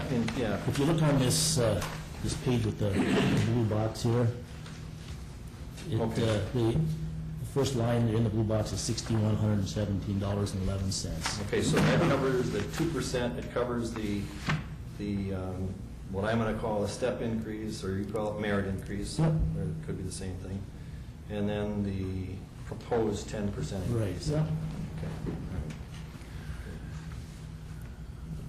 John? Yeah, wondering, Kevin, if, I see the 25,000 here for egg inspector. We weren't giving that full amount for a while. Did we give it last year? 25? The ag inspector hasn't been a problem. Okay, It was so the feedlot program that there was a okay. question on it before, because it was, Are we giving the state, total amount there? the state has a certain allotment that they get, that they allow to each county, and then is matched 70% by the county, and you guys had offered to make it a $25,000 per year program when we took it on. And for a couple years there, that wasn't happening, but it is now, so I should say we're happy. Okay. Could maybe, as it, So the rest of us. you weren't reaching the level of site visits to get the... No, we were reaching, when the program was proposed to us, and it was VJ, and I think Tim Magnuson came to our office originally, it was offered to us as a $25,000 program. So the state of Minnesota, what they've got is a certain dollar amount per feedlot in the county. At that time, we had about 120 feedlots. Right. Now we're down to 98 feedlots. But a dollar amount was for each feedlot. So what ours kind of equated to was a little over $11,000, something like that is what it came to. Okay. Then the county had to match 70% of that figure. So if you use $10,000 for easy figuring, you match 70%, so $7,000. So there was $17,000 that was a county feedlot program. That was with the state and the levy. You guys had told us that we would receive, we would make it a $25,000 program. So when Craig goes out and does his inventories and his spot checks and compliance checks, for each one that he does and meetings that he attends, he does get what they call a performance credit. And those things have ranged probably from anywhere, I would say, between $700 and $1,200 per year. So if you even just use $1,000 just for easy figuring again, you got the $10,000 from the state, your match of 70%, $7,000, and then Craig's performance credit, another $1,000, that was $18,000. So there was a couple of years in there where, roughly $7,000 was not, we weren't receiving that. We've got that ironed out now, and it is $25,000. So that's figured into that as well. And then when the county ag inspector program came on, that was another $25,000. So what we've opted to do was to make that basically over and above our base request is what I call it. So otherwise it kind of gets lost in the shuffle there, and then it kind of, so I didn't know how else to do it. So does that make sense? So the going back to the feedlot deal, back when years ago, there was the controversies around that, and we were kind of having that, and Carol, you were involved with this, I think you were probably on the planning I was commission on at the time. zoning. Planning and zoning at the time. And there were some real concerns that MPCA wasn't getting things done in an appropriate time, or whatever. So how are we, is your department receiving many complaints today? Not in many. terms of feedlot? You know, and there's a certain number that need to be inspected, a minimum, and this just goes back to our work plan that we talked about this past year, and there was, a lot of disgruntled employees out there that MPCA wanted to increase that double to as what the minimum was. We're happy to do more if we can do more, but there is a minimum that is required of us right now for Clay County. It's between 7 and 8. I think Craig is going to do 8. But we don't hear, we think the word is out well enough now that if there's a complaint that it comes to us. I don't know if you guys are hearing. No, that's why I'm asking the question, because I don't hear anything. Yeah, so we're assuming the same thing, that if you guys aren't hearing it, or if you are hearing it, we're assuming that call goes to us directly. Every once in a while you'll hear somebody's maybe spreading. We had one this past spring. Somebody was planning on spreading manure over Memorial Weekend. Like I say, not just a little common courtesy, but it's not that it's not allowed. So it's hard to tell them no. But we're not hearing the complaints, I guess, and I would be truthful. If we're hearing complaints, we would be letting you guys know, or if it's somebody from your district, we would try to let you know that so and so's got a problem with it. So. And I have one last question. That's the I hear you say the total number of feedlots are down a little bit comparison, but have we had any recent newly applied for ones? 2 years ago, a young landowner up Carroll would know up west. Trees and Langwood? Yes, and they had put in a new hog operation. So there's not very many. It's Logan. Logan, yeah. Yes, but it's very it's more going out of the business rather than people jumping into it. But some of the controversy stuff can come from the new ones being applied for, and I was curious as to how that's been working. So you did have a new one that went through okay, yeah. And that's kind of nice to hear, because our board didn't hear a word about it. So it must have gone through fairly well without. Right, it's a concrete tank under the barn, so the manure will go through slats in the floor and then it's pumped out. And they have an interesting way of injecting their manure into the field, and they run it's about a half a mile long hose that's pumped out of the. You want a tour here? Not that. Okay, yeah, I think. But anyway, they run this hose through the road through a culvert, and it's hooked up to a pump on the tractor, and it's injected right in. So you got this big hose dragged around the field. So it's kind of interesting to watch. So anyway. You mentioned that the farmstead windbreak cost sharing is no longer. How about is it field strips or field windbreaks? There still are. Yep. Is there? I'm really disturbed by some of the people that worked so hard to get those field wind strips in place, and boy, some of the farmers are careless with the spraying. There's just so many trees have died out there, and then of course they got excuse to get rid of them.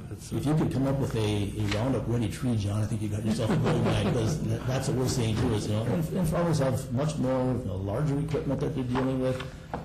They do a better job with. You don't see the mold board plowing anymore. There's more residue on the surface. So there's you look around the wintertime, you don't see the black snow like we used to see a number of years ago. Stuff is fairly white. So they definitely need more residue out there, which collects more snow and restricts some of the ground drifting, the snow drifting, and the dirt blowing along with it. But like I said, our field windbreak plantings are very minimal, and you see more of them being taken out, and we see them declining.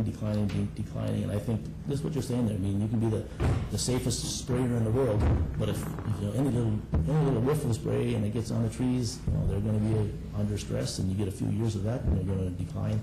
Like I say, if you got in on a Roundup Ready one, John, and maybe from what we're hearing, that a lot of with our Ag Inspector program meetings that we go to, a lot of weeds are becoming, Roundup Ready resistant.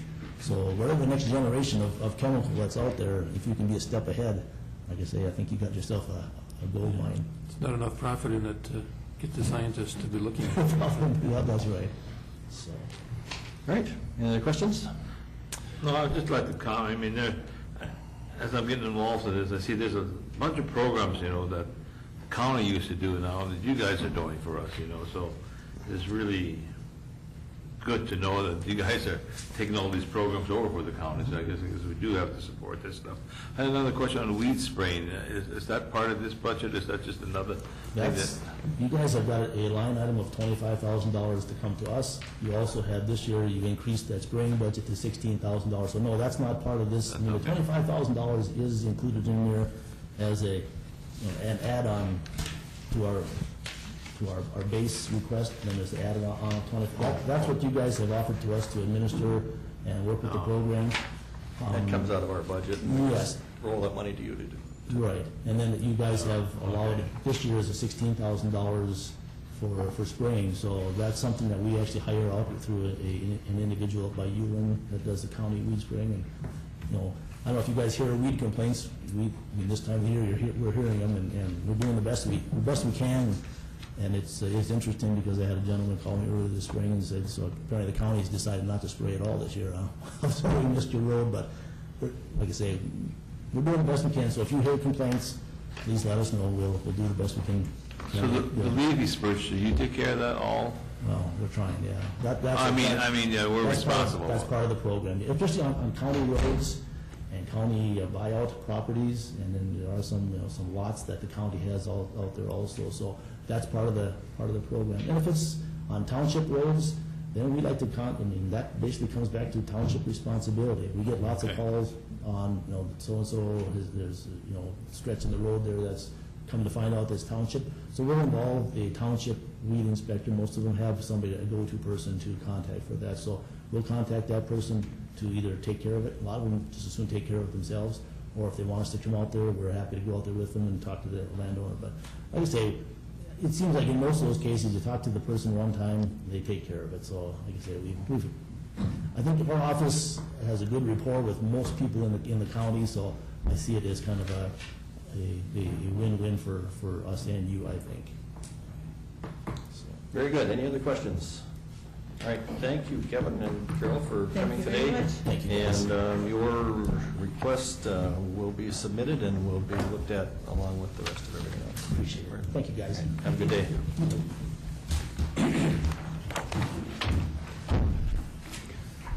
Mr. Chairman, on these next items that are coming before you, I do have some page numbers and things, but you do have a document, that big thick document, and it's page 15 is what IT's budget is, and it's technology information. It's easy to read IT, we're familiar with that. Then you also do have 15 of this one? on the big thick west. And then you also do have department goals and objectives, going on page 6 of that. And the top cover sheet was a new request, which just is kind of a brief explanation. I'm sure they'll spend quite a bit of time on the new request. So as I guess the next few come forward, the ones you have today, the 4 county departments have new requests. So I can certainly give you one that get them forward. So, All right, very well. We have Information Services Director Tim Dent. Are we doing this solo? Are you going to go first, and then we'll go Mark? Well, I'm not the Information Services Director, though. I'm Technology Services Director. So there was an error on there. Mixed up, though. I can only read what it says here. All right. We apologize. No, that's fine. For the technology. Taken care of. Technology Services Director. Okay, Tim, take it away. All right. Well, as you know, we're a pretty busy department. We have many discussions on how we can become more efficient, and there are a lot of things like, well, I wish we had a person that would do these things so I could concentrate more on help desk duties, and I think we all have things like that that don't necessarily take a lot of technical skill, but are time consuming. So we kind of came up with the idea of maybe adding an office assistant or some type of clerical position to the IT office.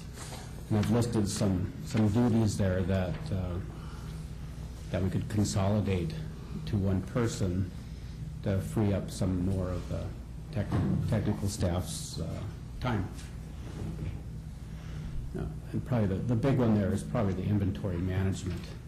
Right now, Tracy does all the inventory along with her help desk duties. It takes up an incredible amount of time. She has to tag everything, inventory it, put it in the database, scan the invoices, and get it ready for deployment. It takes up a lot of time. And then, of course, the supplies and the ITV scheduling, just a lot of time-consuming things.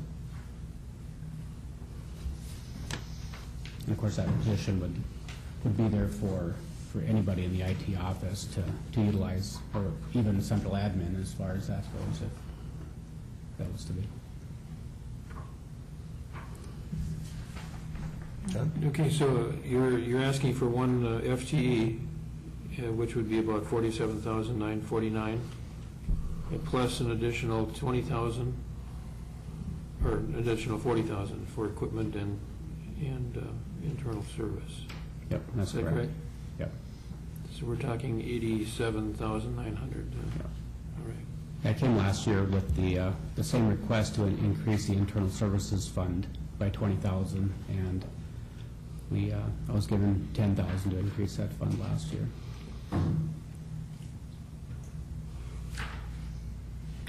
All right. Did we add any staff for you last year? No, the year before that, we added a third help desk person.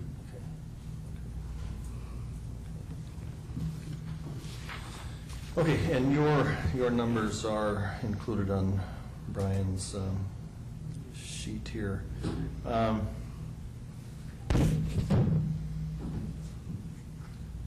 we have any other questions? Do you have questions? No. I mean, I guess I do though.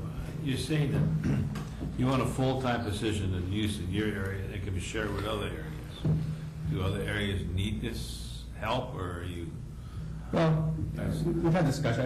When I say all areas, I mean all areas of our IT office. It's not just, these duties I have listed. It's for the information services side, technical services side, and and one idea that we tossed around is that that person would be available possibly to cover for other administrative assistants and central admin as a possibility.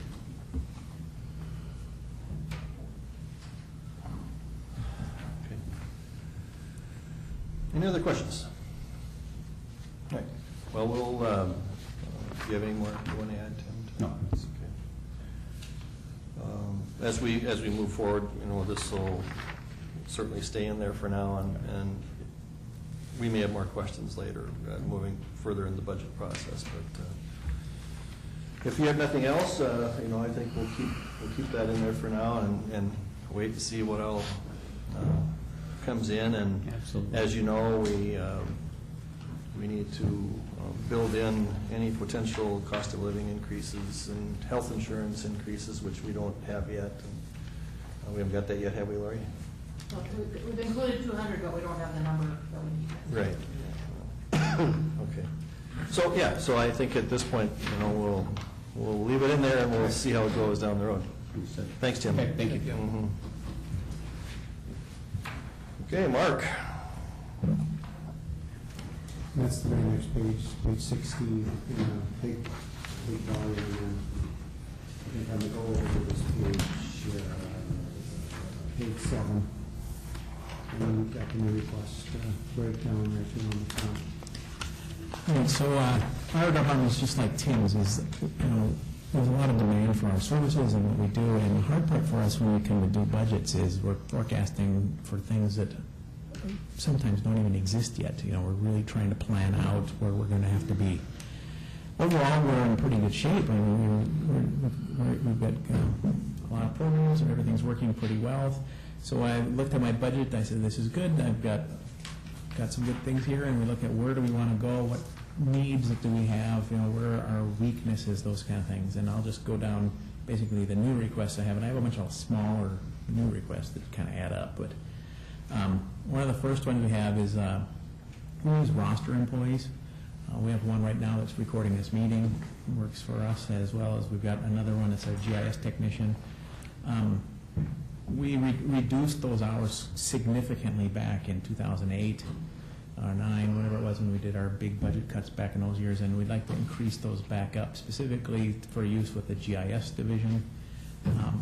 What we found is our GIS is robust and stable and doing well. However, we haven't had the staff resources to grow anymore. We're kind of looking for a little more staff time than that. So what I'm asking for is to increase our variable hour employees up to 40% full-time total between the two of them.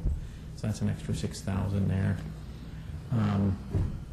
Under other professional services,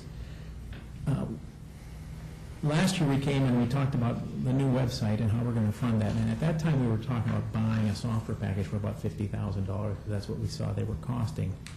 So we couldn't come up with that kind of money right away. So what we decided to do was borrow the money and then pay it back over time. So you gave me $10,000 last year and then said, you know, use the internal services to pay for it. Well, what we found when we actually selected a vendor and we got into the process is that we actually didn't buy the software. What we ended up doing was subscribing to it, and our subscription costs are about $20,000 a year. So what I'm proposing, instead of basically borrowing from internal services over time, increasing that line item by $10,000 to cover the Civic Plus costs, which would be at $20,000, 10 from last year, 10 from this year. That would make that cost so we don't have to borrow any money, so we just keep paying for the website stuff over time. Now my new budget request for other professional services, there's another $10,000 in there, and that is for office remodeling. And I don't know if that's the right place to put it, but we threw the money out there partially because we've been in our space for 11 years and we've got some ideas on how we can improve it. And secondly is Tim's asking for staff, and we're asking for a little bit of money just to make a space for them to work. So that's kind of why we put that in there.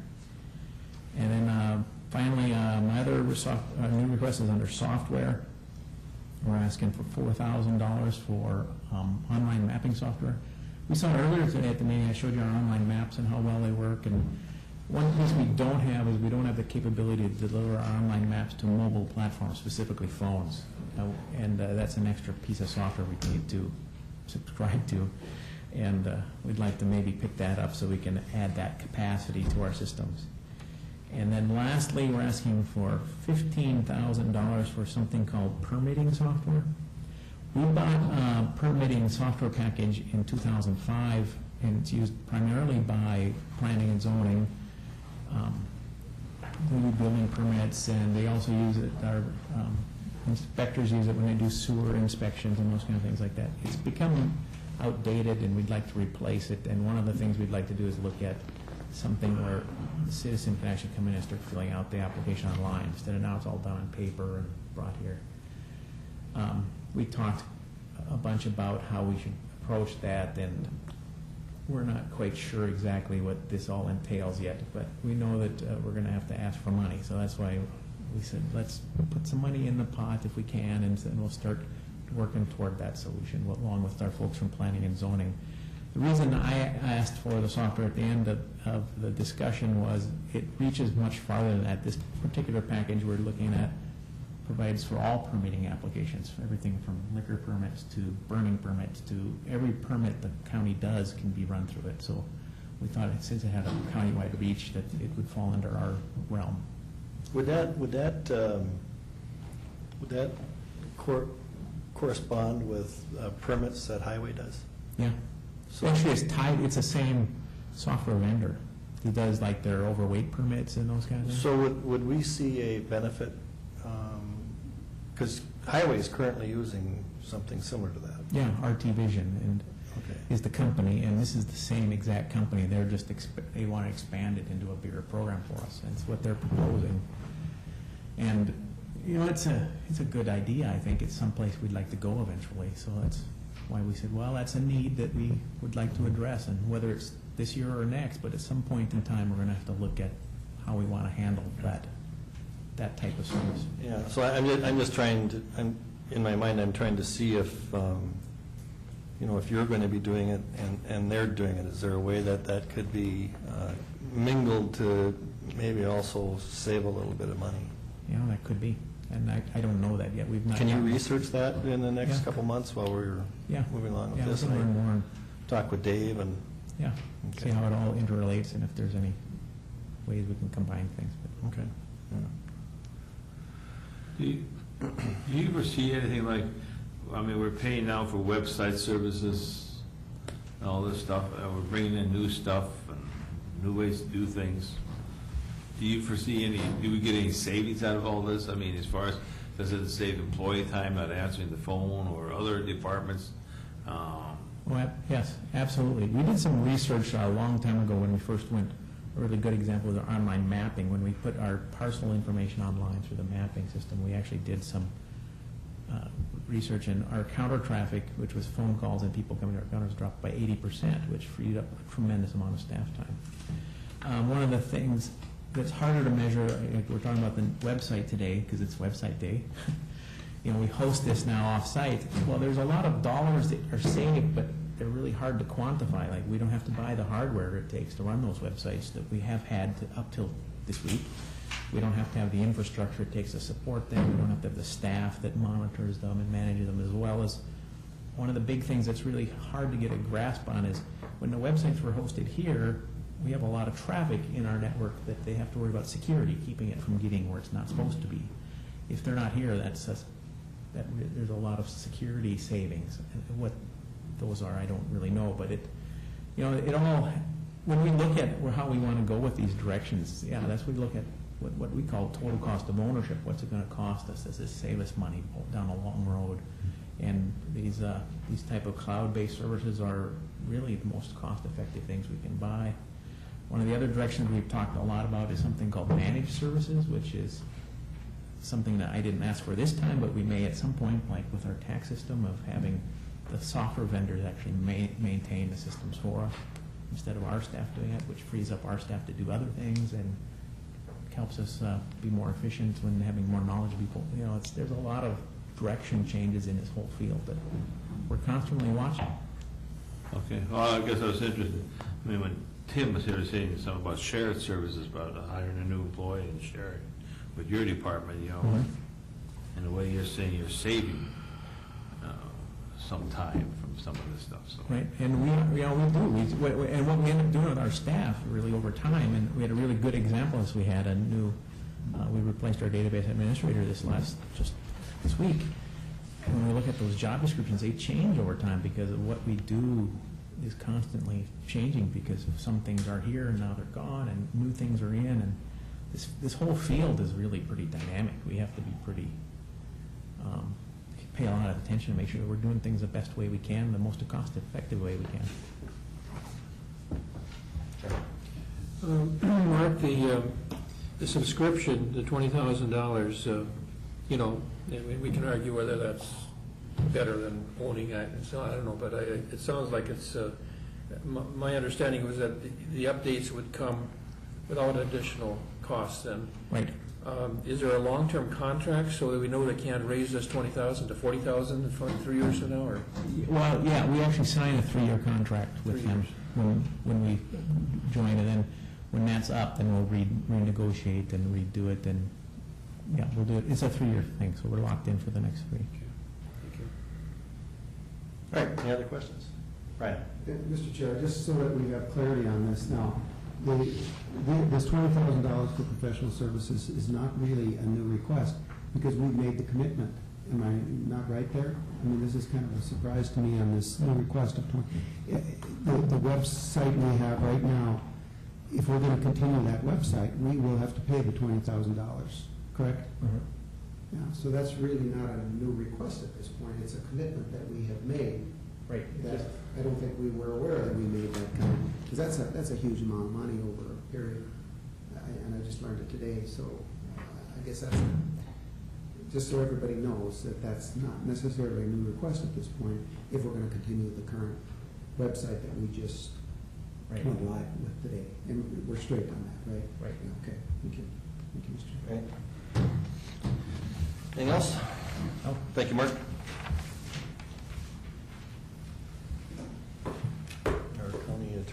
is, Could you go there? is not here yet. I'm going to take a 2-minute break while. You want to go? Yeah, we can do that. I didn't want to Nope. Mr. Chairman, the county attorney is in court and he is asked to be relieved a little bit later from court, so Okay. if we can fill in until he gets here, that We would can do that. appreciate that. Okay, we can do that. All right, Darren. Human Resources. Thank you, Mr. Chair. I always like being the last person to come ask for money, so Vicki must make Vicki mad for some reason. That video left. That's exactly right. That might be for now. Anyway, I brought Jennifer with me too because this kind of deals with a benefits thing that we're trying to do for our employees.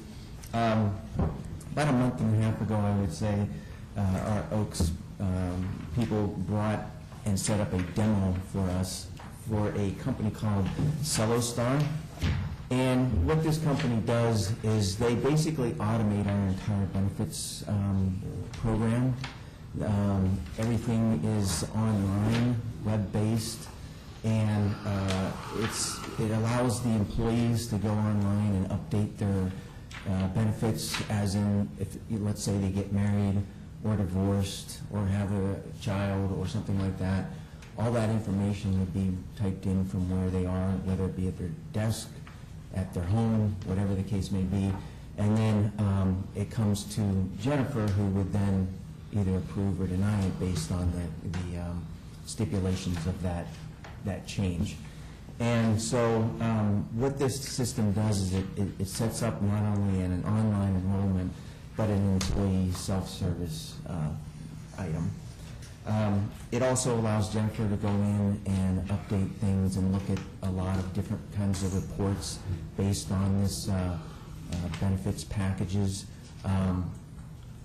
We are able to basically put our Blue Cross Blue Shield, our dental insurance, our vision, life, am I missing any, and all the other ones in one place. Everybody can basically participate except for the single plans, which would be probably the colonial plans. Yeah, yeah. You have to sign up for them directly.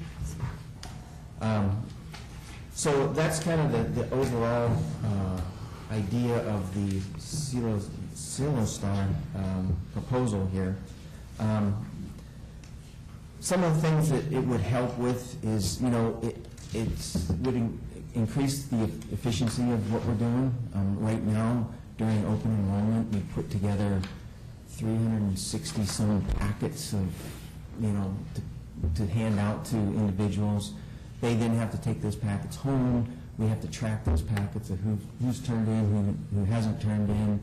They have to turn those packets in, and then Jennifer has to go through all of that information. So usually between, maybe August and December, or January, because then you're entering stuff in, there's a lot of work to do, and this program would basically take a lot of that work and automate it so that it's more of an approval process than actually filling out forms and sending them into all these providers. With the increase in workload that we've had from the ACA, the Affordable Care Act, and also the PDQ review that you guys know that we're doing and are in the process of, it's really taken up a lot of our time, and mostly Jennifer's time more than anything else, as far as for the Affordable Care Act. We have to constantly now track our rostered employees, our variable hour employees, so that they don't go over the 30-hour per week stipulations that the Affordable Care Act says. So now not only are we tracking them, but we're tracking their initial measurement periods, their standard measurement periods, their admin periods, and all this, and every single person is different in their time frames. So this takes a lot of work that wasn't necessarily in Jennifer's preview prior to this Affordable Care Act being implemented. And then, of course, the PDQs, going through, you know, some 150 PDQs every couple of years also takes up some of our time as well. But basically, this is designed to provide a better service to our employees and also better efficiencies for us in the HR department. So that's the gist of what SealStar would do for us if we were to bring this on board. The cost, what we're looking at, is about $12,000 a year. That's about $1,000 per month. And then there's about a $2,500 setup fee for that as well. It would be similar to, I guess, what our ESS system does for our employees when they can go into our HR payroll system and update their address and phone numbers and emergency contacts and all of that stuff. This would be on the benefits side of doing all of that. So we had talked briefly about hiring a temp to do some of this during open enrollment. And really this program is going to be more useful and much more beneficial during that open enrollment time frame because it is so labor intensive of pulling reports, pulling Excel spreadsheets, databases, merging them all together, putting them into mail merges, printing all off those documents, and you've probably got the packets as well, and you see that the packets are pretty good, and all of this would be then automated through this system. Could we hire a temp to help out during that time? We certainly could, but some things with the temp, number one, they would have to know what they're doing. They would probably have to have some knowledge of the benefits arena. There's still some things that they wouldn't be able to do. We'd have to worry about HIPAA possibilities because they're having a lot of information, of HIPAA type information. And there's some things that only Jennifer would be allowed or be able to do. So the temp may not be able to do that. Yeah, could they make packets and stuff like that? Of course, they could do that type of thing and track who's turning in their packets and who's not. But some of the things are just going to have to be done by Jennifer. The other nice thing about this thing is if somebody changes their address or their phone number or something like that or updates their information, what we have to do then is go to fill out a form for every provider and then send that in. Whereas online, they can just do it once and it gets sent to all the providers at the same time. And the last thing on the temporary, if you were to hire a temporary employee, that does help us out in HR, but it doesn't necessarily provide the efficiencies and the better service to the employees out there because they still won't be able to see all of their benefits online. So this is a more robust system than what we would have right now. Let's see. Retirees can also use the system. It does have the ability to feed our HR payroll system so that we don't have to recreate and re-enter all this information. And also, the City of St. Paul uses this system right now. And Jennifer actually called them, was it this week or last week? And asked them how they like this system. And I'll let you kind of talk that piece because you talked to them individually. Oh, yep, I did call the City of St. Paul. When we were brought this by Oaks, we did ask if there was anybody we could talk to who was currently using the system. And SealStar is a little bit newer of a company, and St. Paul said when they brought them on, there were a few bumps in the road, but SealStar has grown since then.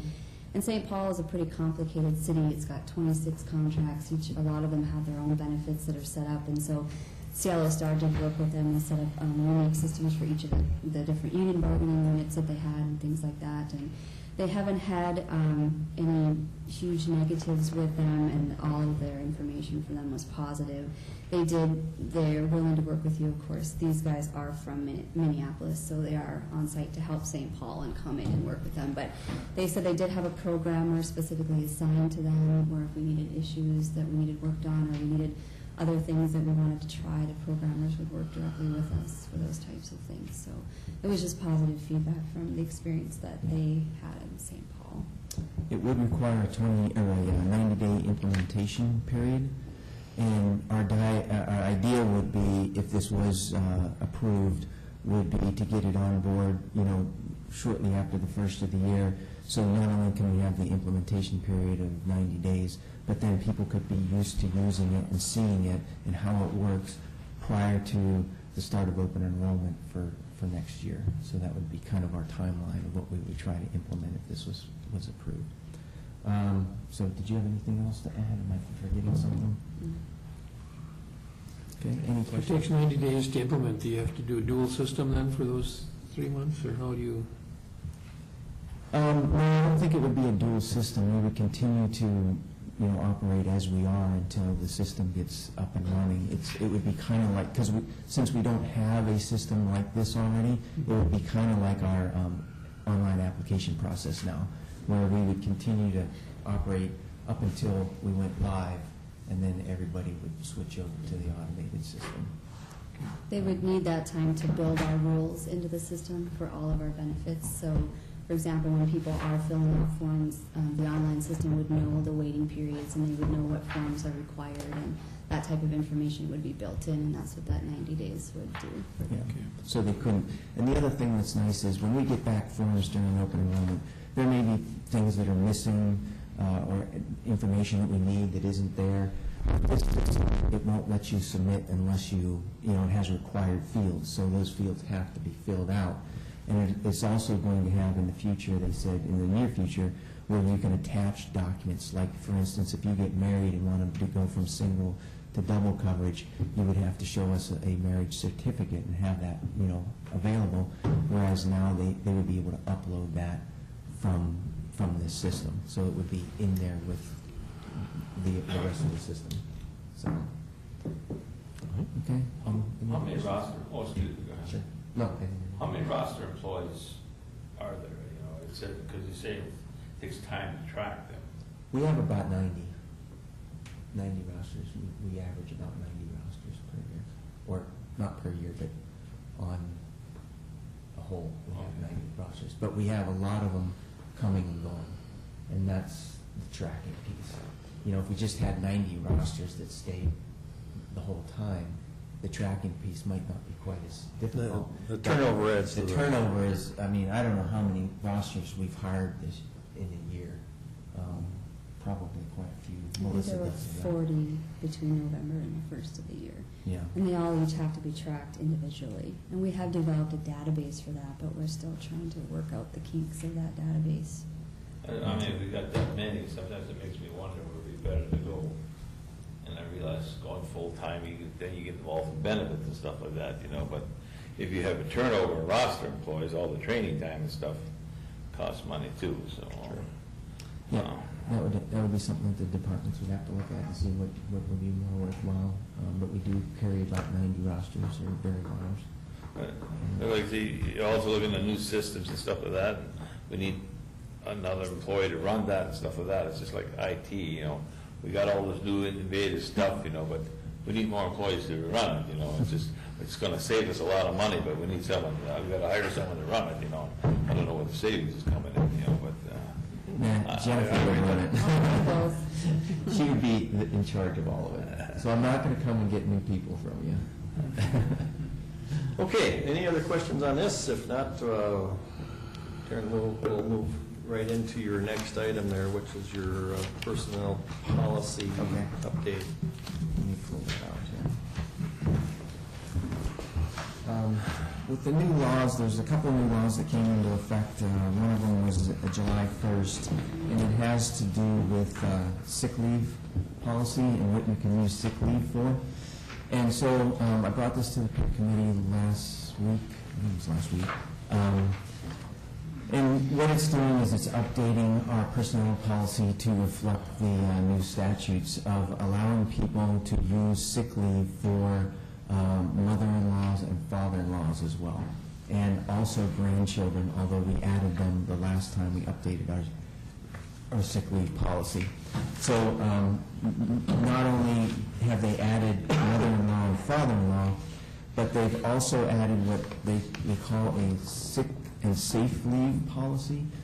And what that is it allows people to take sick leave if they're under domestic abuse, sexual assault, or stalking as well. It's located under the Women's Security Act that was passed this year.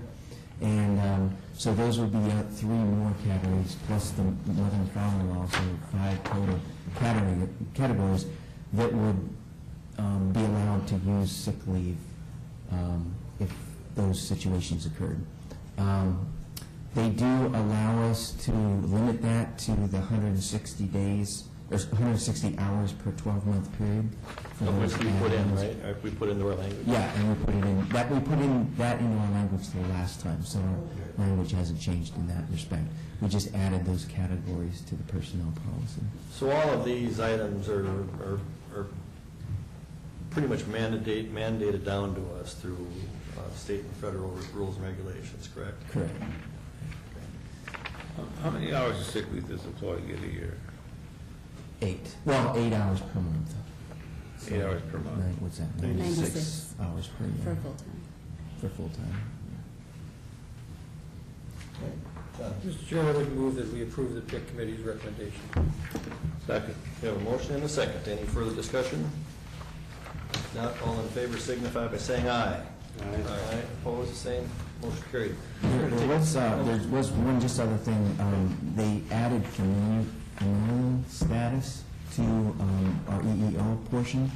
So what that means is we can't discriminate on what your family status is, whether you have kids. And this has been something that's been in the housing regulations for a very long time.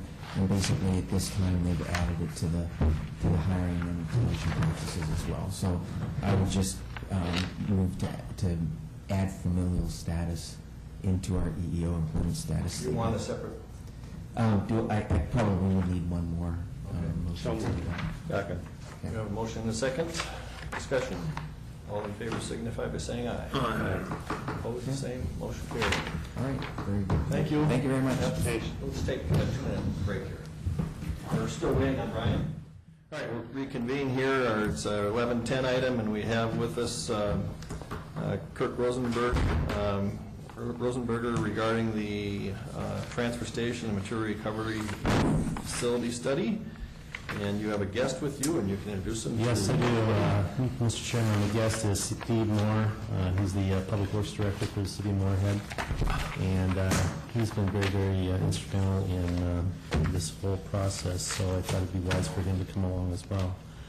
Essentially what we have before us, you guys have heard this discussed quite a bit, but we can walk through it very briefly. We have talked about it at the Solid Waste Advisory Committee, and they suggested we pass it out to them and have them take a look at it, the actual RFP, before it went out. So they looked at it. I got one comment back. It was not significant, but we made the change to make sure that everybody was copacetic with it. And we also talked about it at the joint City Council County meeting last week.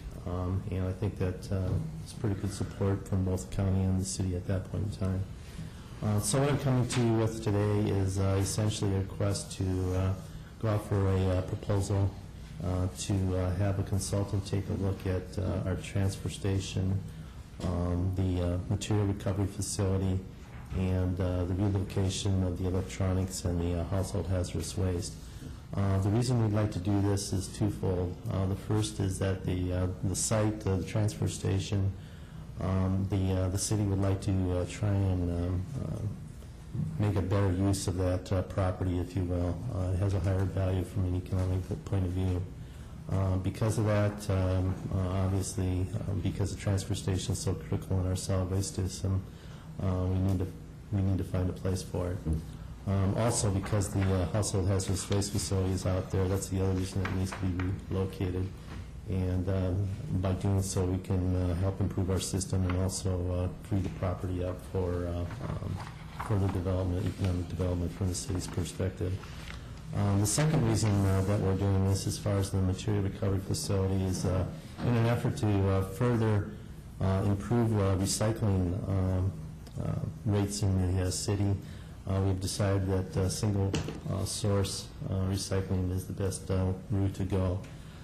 It's not anything new. It's something similar to what the City of Boston is doing, and also what the City of Perham is also doing. And also in conjunction with that, we would like to try and process some of the material that would go to the waste and remove material from that as well. So I think essentially what we are trying to do here is that we'll remove significant amounts of material from the waste stream before it's landfill. With that, the cost of the study, I estimate it to be between $30,000 and $40,000. We're asking for a lot of information. I think that by asking for a lot of information, we're going to have a better product in the end. It's going to be very competitive. I've had 5 consulting groups that have heard about this already contact me. They're very interested in working with us. I think it's going to be a pretty positive thing for Clay County. So with that, I'm just going to turn it over to Steve here, and you can talk about the city's perspective if you'd like. Yeah, okay. We are excited about this opportunity, of course. One, to modernize our joint transfer station, but as good stewards of the environment, seeing the amount of recyclable material that comes through our transfer station really excites me to, with the material handling facility. There's a lot that comes through that could be diverted out of the landfill.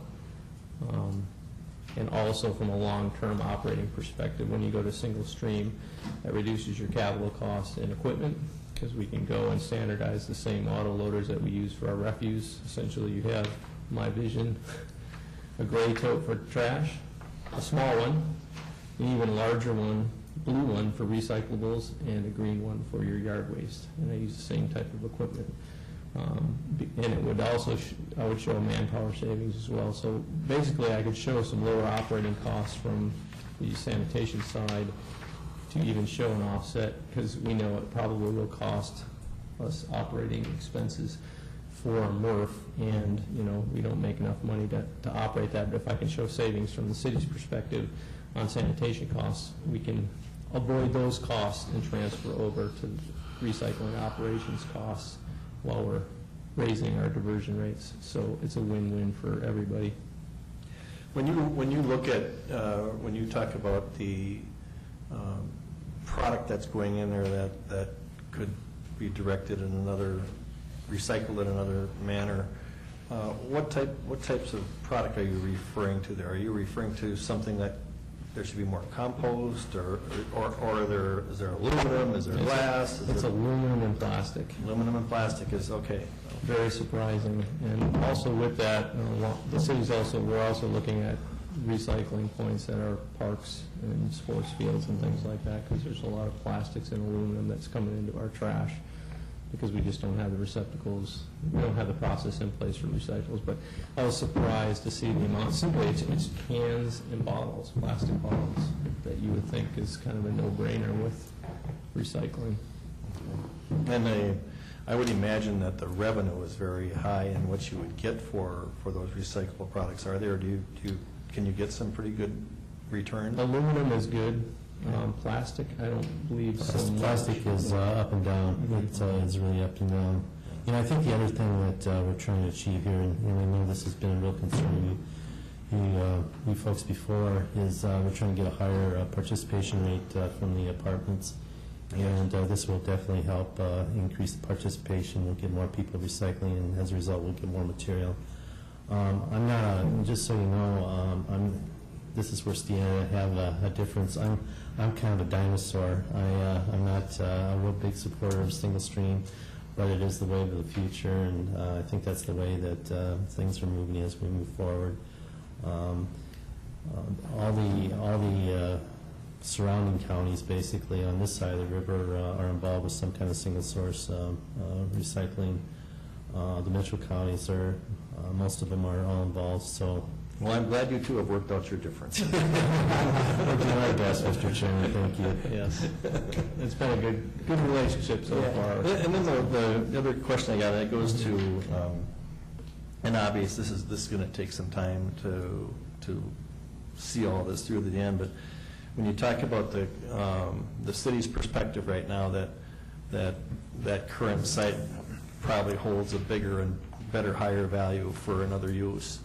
Would we be concerned at all with any contamination within that site that could cause potential problems for that? I don't think so.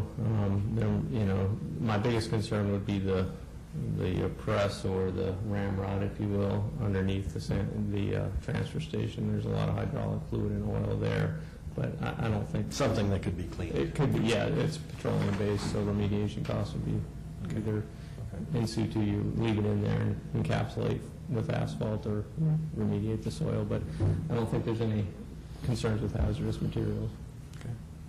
Frank? It says that the city of Moorhead will provide the land for the facility.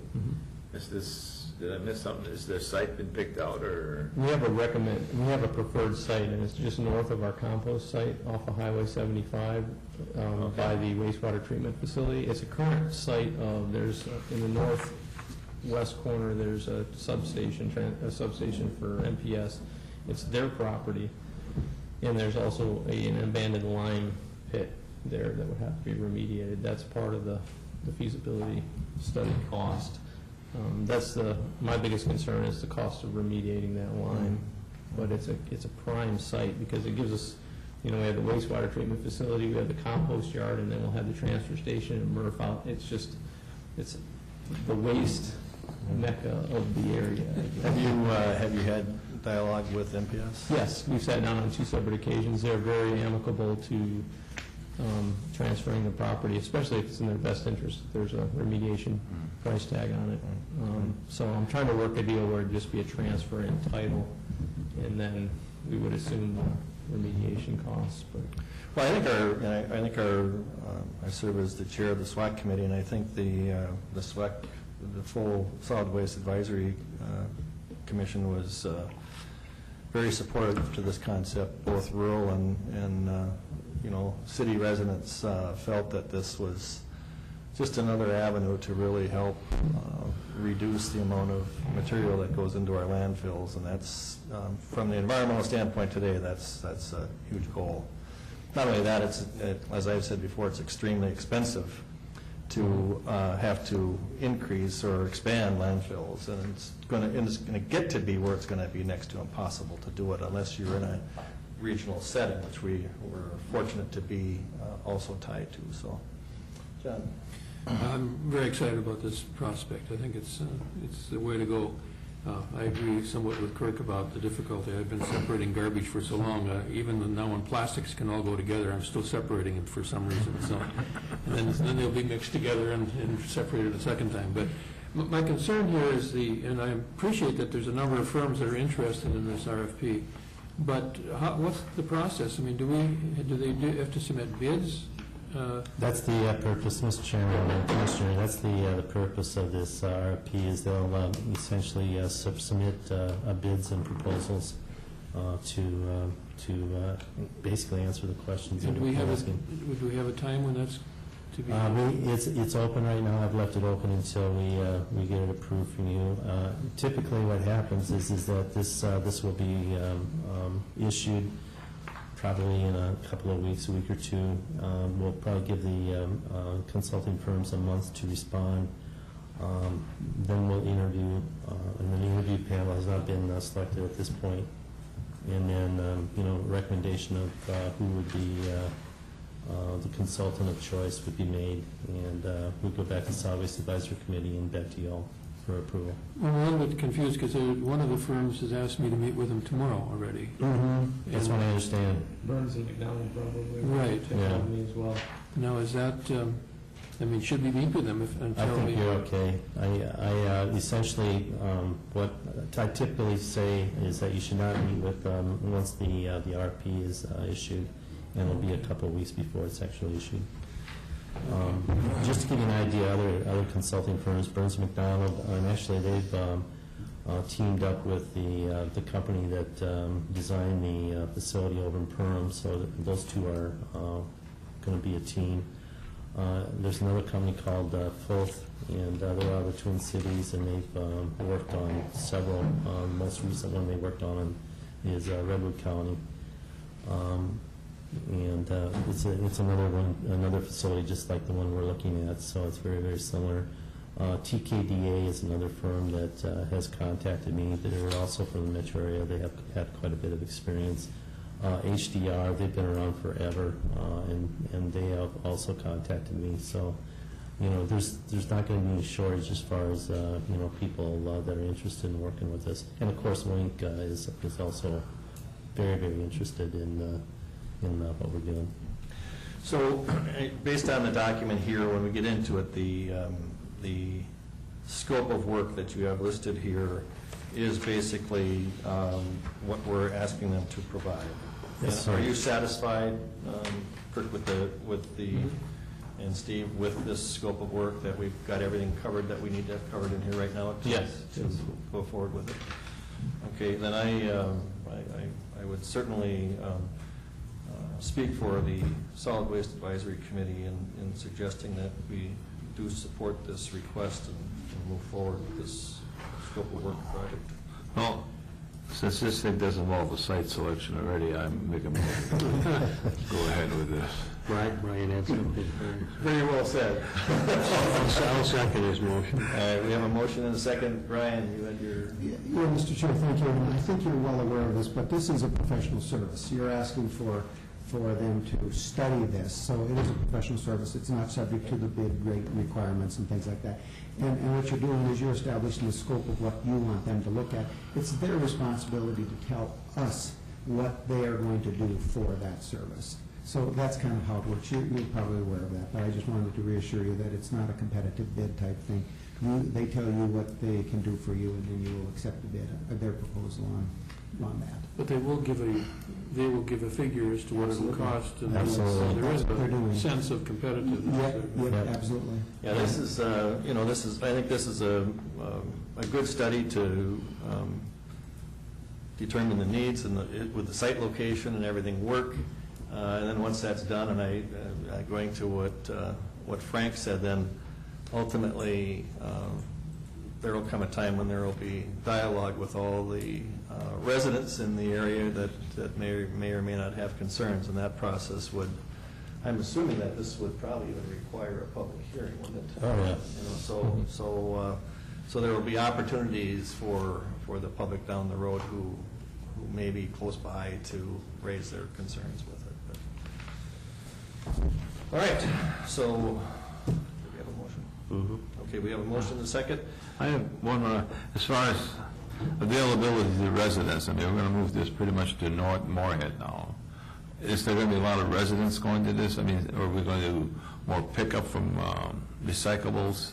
I mean, The service that we offer now, curbside, Yeah. recycle collection points, that'll all stay the That's same. There what I are said. some people who go right to the transfer station, but it's not a lot, and, but it's, I mean, we get the same thing, people drop off stuff at the compost site, so they can do their compost, and then also do any other large items. That's true. Okay. Mr. Chair, I also like to point out that it's really on a good road too, so the transportation should not be a major issue. No, I see. Highway 75 will be as good as Highway 10. I agree. 75, and then it will go right up to 18, and close to 18 as well, when it east-west. It's possible. A little bit south, you're a little south of there. It's still south of the lagoon. Yeah, south of the lagoon, yeah. Thank you. And we looked at some other sites, and this is probably will have minimal impact, at least for residents. I mean, there's some in the north area. Looks good. Very good. Okay, all in favor of the motion signify by saying aye. Aye. Opposed, same. Motion carried. All right. Very good. Thank you. Thank you. See you guys on Thursday, I hope. Okay. Yep. We have, Dave is not here yet. Huh? Steve. Oh, Steve's here. Right, okay, Steve, come on up. Steve, let's take care of you here. Good morning. Hi, Steve. Good morning. As you guys know, the West Central Regional Juvenile Center Security Unit is part of a 10-county cooperative service agreement. We provide a budget proposed to both Clay County and our 10-county advisory board each year, and then establish a bed purchase cost to which we request each of our 10-member counties to purchase a portion up to multiple beds depending on their usage. In 2015, we have a proposed budget that would be requesting counties to purchase beds at a rate of $79,500. This is up 3.1% from 2014. As part of this budget, we would be requesting that Clay County continue to purchase 7 beds as it has done over the last, since 2009. We had our advisory board this past Thursday, and at that point, the advisory board did approve the proposed budget to move forward, and they are taking their contracts back to their home counties for signatures. Our budget, again, for next year would be based on 17.25 member beds and a half a bed of non-member usage. So we're looking at a budget based on 17.75 youth per day in our facility. What happens if we need more than 7 beds for Clay County? We have 24 secure beds, so we've 17.25 are purchased, so we do have an additional 7 beds available. Does it cost more then? No, and that's the I guess the beauty of our contract is that these counties, including Clay County, if they have 9 kids in the facility, it costs the same. It's a flat rate per month and per year. So if Clay County were to use 9 over an extended period of time, they would pay the equivalent of the 7. So we need only 1 bed, we still pay the same. Correct. Yeah. What was the what's the increase amount? The increase amount in 2014, you're at $539,000. So it's roughly about $1,458 per month of an increase for Clay County, or for anybody per bed. And that's based on staffing costs. Our staff are part of the Teamsters Union and have a 2% increase. Right. So. And so what part of the revenues over expenditures from 2014 is Clay County being paid back? 25% of any revenues over expenditures. And we don't have a final number. Not for 14. For 13 we do. That was roughly $33,000. But did we do something with that $30,000? I haven't been here yet for that. Usually I come in after the advisory board once it's approved. That's just another option that we have too in terms of the, as we're looking at county-wide and everything that we can do. It's possible that the increase that you're projecting for the price per bed, maybe we can offset some of that increase with some of this, our own increase with some of the payback we're going to get back. We have offset this budget already proposed $40,000 from revenues over expenditures last year. So the Clay County and our members are receiving a 1-year buy down again this year, as we have in the last 3 budgets. So. But what I'm getting at is with the $1,400 and some increase that you're talking about for us, for Clay County this year on the 7 beds. Yes. That with the money that we're going to be paid back for revenues over expenditures for 2014, we could apply some of that towards this to make our levy for the juvenile center more neutral. We could do that. I think in talking with Lori, one of the issues is that amount that we've been talking about over the last 4 years is going back to the facility, not to Clay County necessarily. No, but that money is Clay County's money. I think that money is owed to Clay County. Right, correct. It's owed to Clay County. You're correct. Essentially, we would be then offsetting it. 70. Yes. So. Well, we can have a discussion, but I just, as we try to, obviously, we're trying to keep all of everything down here decent for everybody, but at the same point in time, we have opportunities to still do some things when we have revenues over expenditures, and that's all I'm getting at. Is we have an opportunity there to do. And I think at our board meeting, one of the things that our board was very adamant about is that we look at our infrastructure and making sure that we're taking care of those issues over the coming years if there are revenues over expenditures as they continue. I think my one concern would be is if we continue to lower the price too much and for some reason we don't continue our non-member usage, we could see instead of a 3.1% increase, we could look at a 7, 8, 9% increase in coming years if we weren't to have revenues over expenditures would be my concern, and we'll provide it. Yeah, but you got to keep in mind, though, that those revenues over expenditures, we're only asked them to pay us back 25% of the revenues over expenditures. Right. The other 75% still can go into the facility for their Correct. needs. All right, okay, so... I think the other thing, and the reason Steve's here, is that we're asking the commitment from all the counties by August 1st, and so that's, you know, in the interest of knowing where we're at, for each, you know, for the following years, what our financial commitments are from all the counties, so. We need a motion, do we? Yep, we need a motion to... I'll make a motion to Second. approve that. So. We have a motion and a second to sign a contract for 7 beds with the Regional Center for 2015. Is there any other discussion on the motion?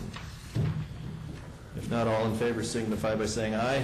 Aye. Opposed, the same. Motion carried. Thank you, Steve. Thank you, guys. Dave, come on up.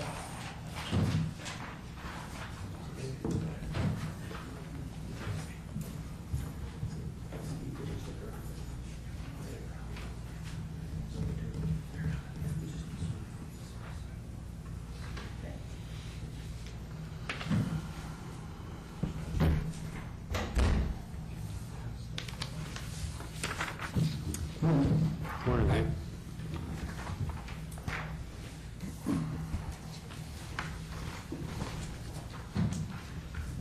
All right, Dave. This Schedule I form is the formal agreement with the state for County Road 3133 intersection project in the city of Hawley. We initially approved kind of a preliminary Schedule I agreement with them at the beginning of the project after the bid opening. They pay a certain percentage on that, and then this final one then is cleaning up all the loose ends and the final right-of-way cost and that. So if you look down about in the middle of the numbers there, where it says subtotal of 803,909.33. That's the actual final cost of the project. The engineering is based off 8% of that number. The subtotal being 868,222.08. They previously have already paid the 806, 465.54. So then the final pay request on our behalf to them, which will go out if this is approved, would be $61,756.54. So that's the remainder that the state owes the county for the project, for their share anyway. The project went very well.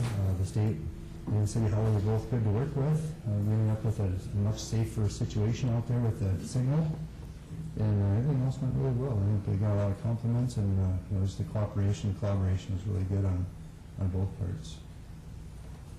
Yeah. So this is money we'll get back from the state? Correct. So this was it a one-third? It was, yeah, and it was that on the right-of-way and engineering and construction costs. So it was a really good deal for us. Well, yeah, I think we want to get our money back. Absolutely. I would move that we approve this final schedule. Okay, we have a motion. Is there a second? Second. Frank says that with a smile, knowing we're going to get 61 grand back. All right, any further discussion? Not all in favor signify by saying aye. Aye. Opposed, the same. Motion carried. And then, Dave, while you're here, we have Dwayne here, and I thought maybe we could give him a couple minutes here. We didn't get you on last week. Yeah, so if you want to come up here, we've got just a couple minutes here. If you want to come up about and talk about this issue you want to talk about, a little storage or... Well, I have to address it with my farmer cap on. Okay. And watching the permit that came through to do the change in the road by Ewan, and it was proposed budget was $500,000. Yeah, it's a township project done on behalf of them for the county as we do bridge replacements for Union Township and all the townships in Clay County. The final design estimate is a little over $500,000. Okay.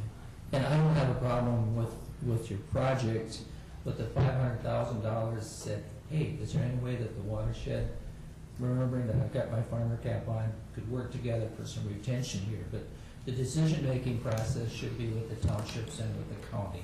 So what you guys come up with, I don't have a problem. I'm just, maybe in the future, we could catch it quick enough that we could use, you know, 500,000 would go a long ways on some retention. And I guess that was part of my job that you appointed me to do, is to find retention, and I was frustrated with it. Okay. Yeah, right now, those costs are town bridge funds on eligible bridge items. We've never actually been involved in an impoundment project through the county. I know the Buffalo Red has done done a fair amount of projects by Barnesville down in your area. John, is that right? I'm not sure how the town bridge funds could be used on such a project, but maybe in a balance with, you know, the hydraulic modeling and things, maybe a smaller pipe or something could be put in. There again, you know, there'd be some questions we'd have to ask from the state, how that would, you know, because you kind of design for a certain roadway elevation and a certain amount of water going through the pipes and that sort of thing. The reason this project kind of got so large was it's a very, very steep grade going down to where it's almost like the Texas, well, it is a Texas crossing right now. I think there's 3 36-inch pipes in there. The township officials called about a year ago and said they were concerned about the condition. They thought one of the pipes was plugged and maybe undermining. There's an old concrete, the actual over the top of the pipe's all concrete, and it's concreted all the way down the slope, so it's kind of a neat looking little structure. In order to design it to today's standards and codes for a bare minimum 30-mile-an-hour design speed, I think the elevation comes up like 14 feet. So it's going to drastically change the look and appearance, but we were, you know, that's what the guidelines we were forced to do. In addition to that, the hydraulics, I know, were thoroughly went through MnDOT's hydraulics unit. They went through 2 of our projects, and this was one of them. So I know they went through things pretty good, but I guess I kind of agree with Dwayne, you know, maybe in the future, something like this could be looked at. I know I did speak with Kevin from the watershed, and they do quite a few of these projects, and he kind of mentioned for this one to actually function and be efficient, it probably should be tied into several other similar type projects, because this one here doesn't, as far as maybe like bang for your buck kind of a deal, it doesn't really hold back enough water to make it on their to the top part of the priority list, I guess. But combined with in terms of amount of water stored, you mean? Yeah, absolutely. They look for trying to hold back a runoff depth of 3 or 4 inches. And this project, I think you maybe mentioned that last time, was 0.18. So you know, it's not quite the sizable type projects. And he just kind of mentioned that it was fairly low on their priority list, just probably based on the amount of benefit they would get from it. But it could be tied in with several other projects as it goes to the east. I think what it does is just brings up the fact we should be watching for this whenever we do any projects, that, you know, talk to the watershed and find out if there's any way that retention might be a part of it. I think Dwayne brings up a very good point there. When we're dealing with especially a major project, that if there's any way you can incorporate that with something else that might have extra benefit while you're part of that same project, can be a good deal. Absolutely. Yeah, we should have started sooner. I think the project needs to be done, to get funding, it needs to be done this year. Yeah, it's advertised and we're open bids on August 5th. So. But if you don't spend money this year, you'll get money? No, not necessarily. We just, we wouldn't get those funds, I guess. You know, like I said, the township came to us and we're hoping to make the improvements. So I think safety is probably their biggest issue right now. These funds are not necessarily use it or lose it type funds. Our balance is drawn down enough on our town bridge account, so if our balance is real high, we would want to, you know, do that. In fact, we're probably using some of those other encumbered funds that the state township has for township bridges. Dave, we have our county attorney here, and he's under a tight schedule, and I hate to cut this off, but we need to move on. Thanks for your thoughts, and we'll certainly have Dave look at that going forward. Yeah. Good morning, Brian. Good morning, everyone. Thanks for seeing me at the end of the day. Yeah, welcome. I might just wait to wear you down. Okay, Brian, you've got some proposals for 2015. I did. I put in with a 2015 budget request for an additional attorney, new attorney. I thought I would give you, in the packet that you have there, probably a lot more than you want or need, but at your leisure, if you look at it, what I did is I took the statistics from Clay County, Otter Tail County, and Becker County, just kind of the three county regions close to us. But I ended up doing a summation on the single sheet that kind of gives you an idea. I mean, if you look at Clay County generally, we, because of our proximity to Fargo, because of our urban area within Moorhead, and probably a lot of other reasons too, just being an intersection between 94 and 29. Those are different things that add some things to the crime that we handle. And so what I did was I just gave you a 4-year breakdown through 2013 in the actual packet you have what we're looking at, and I think the numbers are consistent within 2014. But really the point that I wanted to make is that any county attorney's office, and look at those statistics here, we would handle any serious felony crimes, whether that's burglaries, robberies, murders, felony DWI. Any county attorney's office would handle all the probate type things, so juvenile delinquencies, CHIPS cases, Child and Youth Protection Services cases, parental termination, all those types of things. What we wouldn't typically handle as a county attorney's office is the misdemeanor crimes. So say Otter Tail County and Becker County, they wouldn't have those. Those cities would hire their own city attorney. Now we in Moorhead and within the Clay County Attorney's Office have worked with the cities, and then we contract with all of the cities, the major cities within Clay County, so Moorhead, Dilworth, Barnesville, Linden, and Hawley. Over the last 12-year period, we've contracted over time with them. It's actually a very good working relationship. It works out well. We have a consistency across the board in the felonies we handle as well as the traffic. But as you can kind of see, that total crime number that we have, again, the statistics from the different court administration for those different counties, we actually would handle all of those cases because we contract with to do the misdemeanor stuff, but we also do what every county attorney office would handle, which is the major crimes. But what I want to do is kind of try to give you apples for apples. When you look at that column that's talking about total major crimes that we handle, which is the total numbers for the serious felonies and then the probates and everything else that anyone would handle, and look at the total major crimes for each of the counties, and then look at the amount of attorneys they have, and kind of see and get an idea of an average of what each attorney would really be handling. So if you look at total major crimes for the last 4 years within Clay County, we've had 1,492, 1,400, 1,353, 1,299 have been our numbers. So I guess one of the good news stories is we're at least decreasing some, or we're seeing a decrease in crime. That's a good thing. I think we can thank our law enforcement partners and some of the great things that they're doing. With that, though, what I'll tell you is, I mean, we've really, for an 8-year period, I mean, since I've been county attorney, I've never come and asked for any other attorney or to help get an extra attorney. In fact, there was a period of time about 5 or 6 years ago, we had 2 roster attorneys, 2 part-time attorneys that shared space and helped kind of work through some of those issues and helped with that.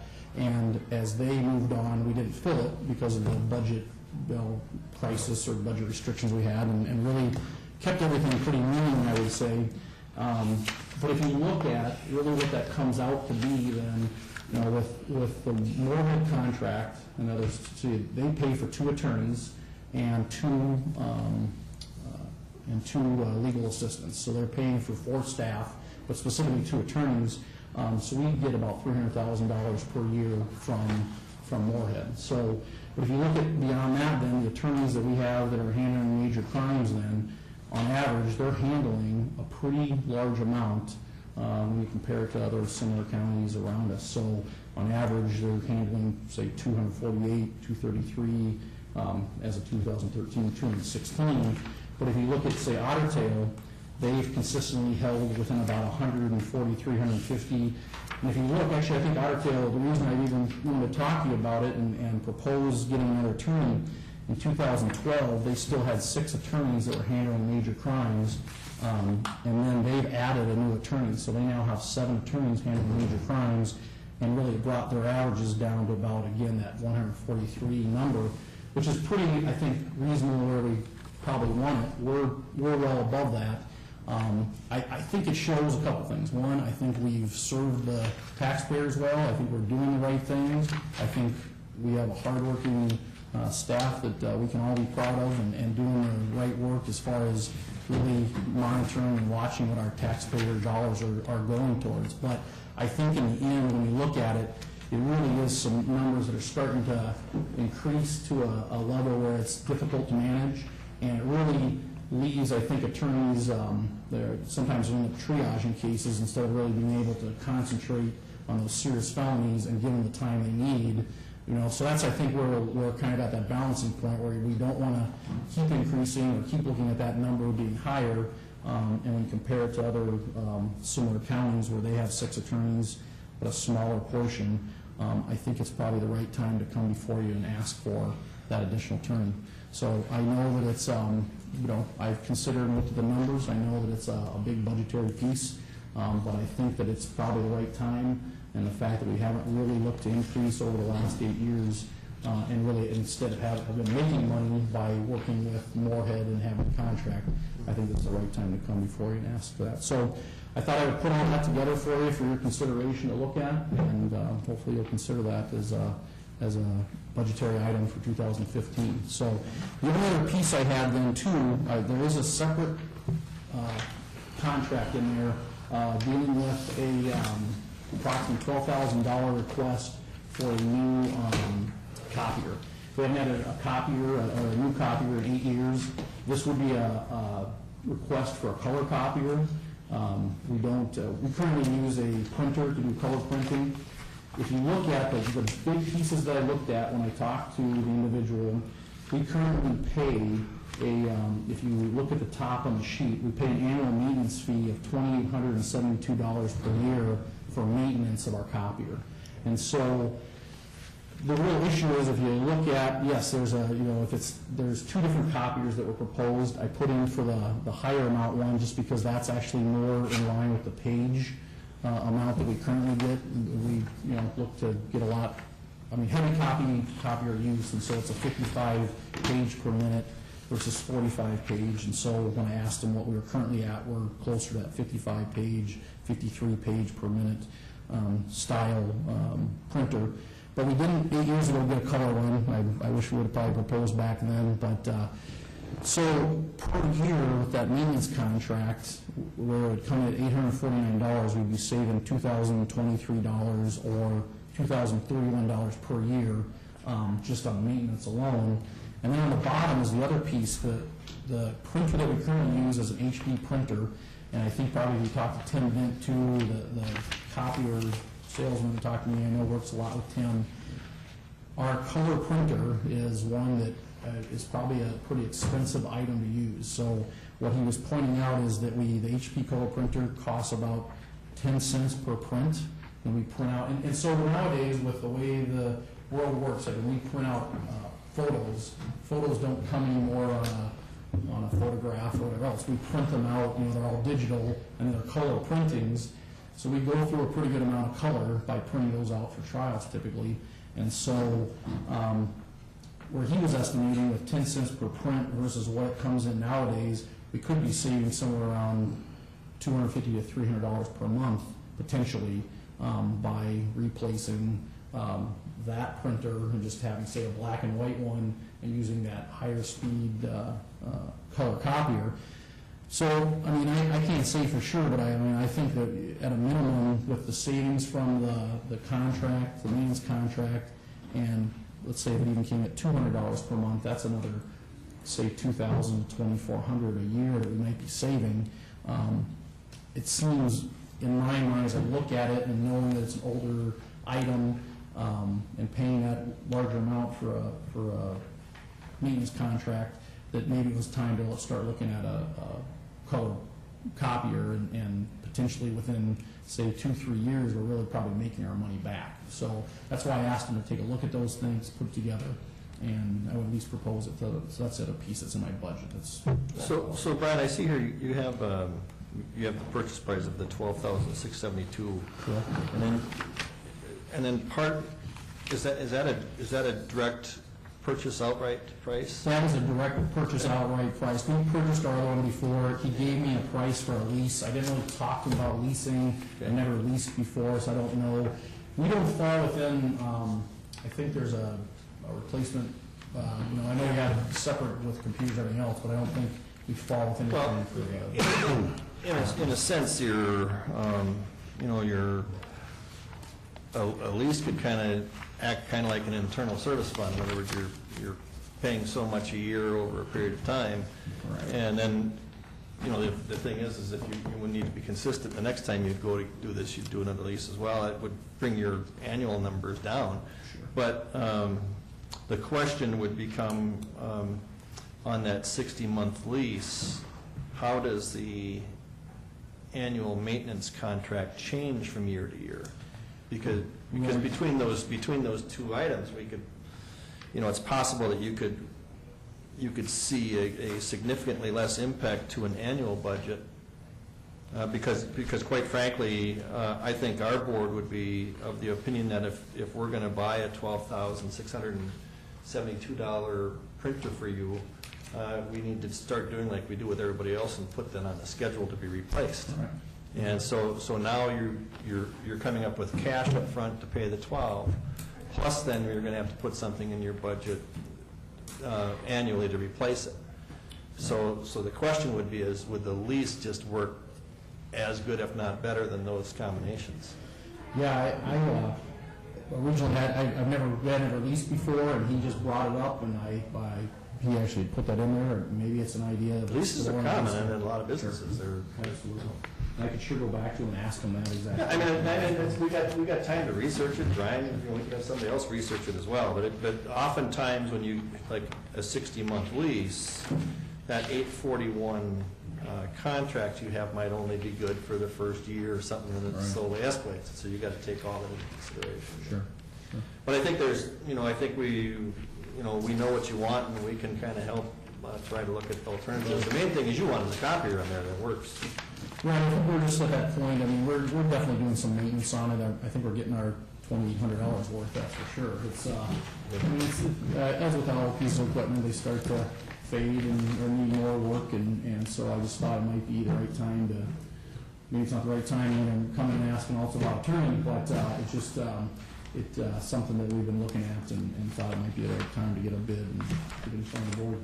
Well, you've certainly provided some reasoning, so. All right. Well, Dustin and I have a lot of criminal statistics that we can talk to the other commissioners about, from now, we're busy, so, but I appreciate it. Thanks for taking the time and seeing me at the end. Thanks, Brian. Okay. Thanks, Brian. Yeah. Have a good day.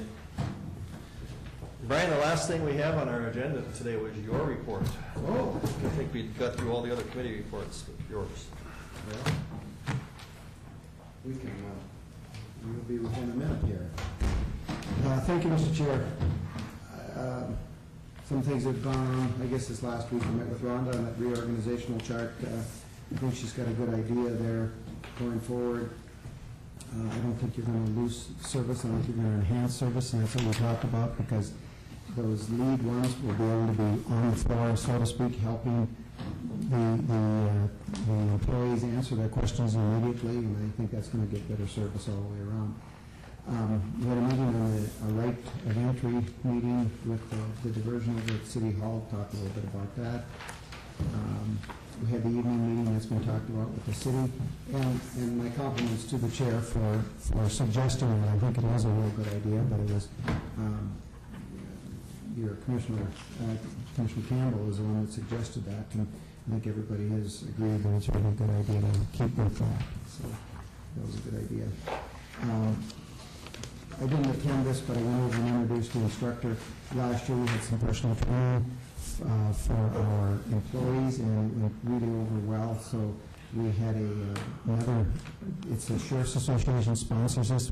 We have to pay for their time, but it's a pretty reasonable rate. We partnered with the city. They had 20 people attended. We had 40 people attended. That was last week, and it went over really well. Spent some time with the recorder this last week on budgetary issues and talking about some practices and different things.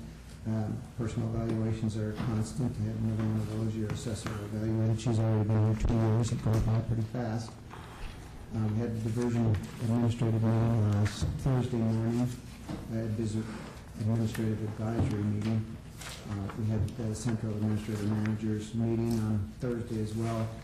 I met with Steve on the shelter, and hopefully we're going to talk a little more about that after today's meetings, but we had some time on that. We did have an excerpt conference last Thursday with the state auditors, and Mr. Chair, you were unable to attend that, and they will come and present to the full board after the report is approved by the state auditor, so that'll work out just fine. All right. They reported it very well in the end, so very pleased. Spent some time with the new supervisor for maintenance, Joe Wilson. He's really doing well. I think he's moving along very, very well. I attended that Partnership for Health meeting on Thursday night. As Commissioner Gross pointed out, I left at 7 o'clock, and that's when I thought it was going to be over, so I had made some other plans. So, but it was a good presenter and talking about preventive measures and different things. And also, I got an email from Scott Hutchinson on the tax abatement program, and this doesn't require any action on it, but it was just a little email here, and one of the sentences I highlighted here, I believe Moorhead is interested in renewing the abatement program for another 2-year cycle. And but this was in regards to abating the property tax for the first 2 years on new construction. And so just put that in the back of your mind if you're interested in pursuing that, if the city so desires to do so. We may want to talk about that. We did some not extensive budget work. We're just really got all the preliminary figures we feel put together. Again, Vicki's helped me a great deal in putting together the narratives and the documents that come to you. And we've gone through some, and we'll try to tie it down tighter before the next board meeting, so that these are very, very preliminary. And Vicki and I had the opportunity to stop off on a vehicle yesterday because we went out there to renew his driver's license, and so we got to see him out there, and it's looking okay. So I got an email from him today appreciating us stopping out to catch him on that. His daughter alerted us. So with that, Mr. Chair, that completes my report. Okay, with that, we're adjourned.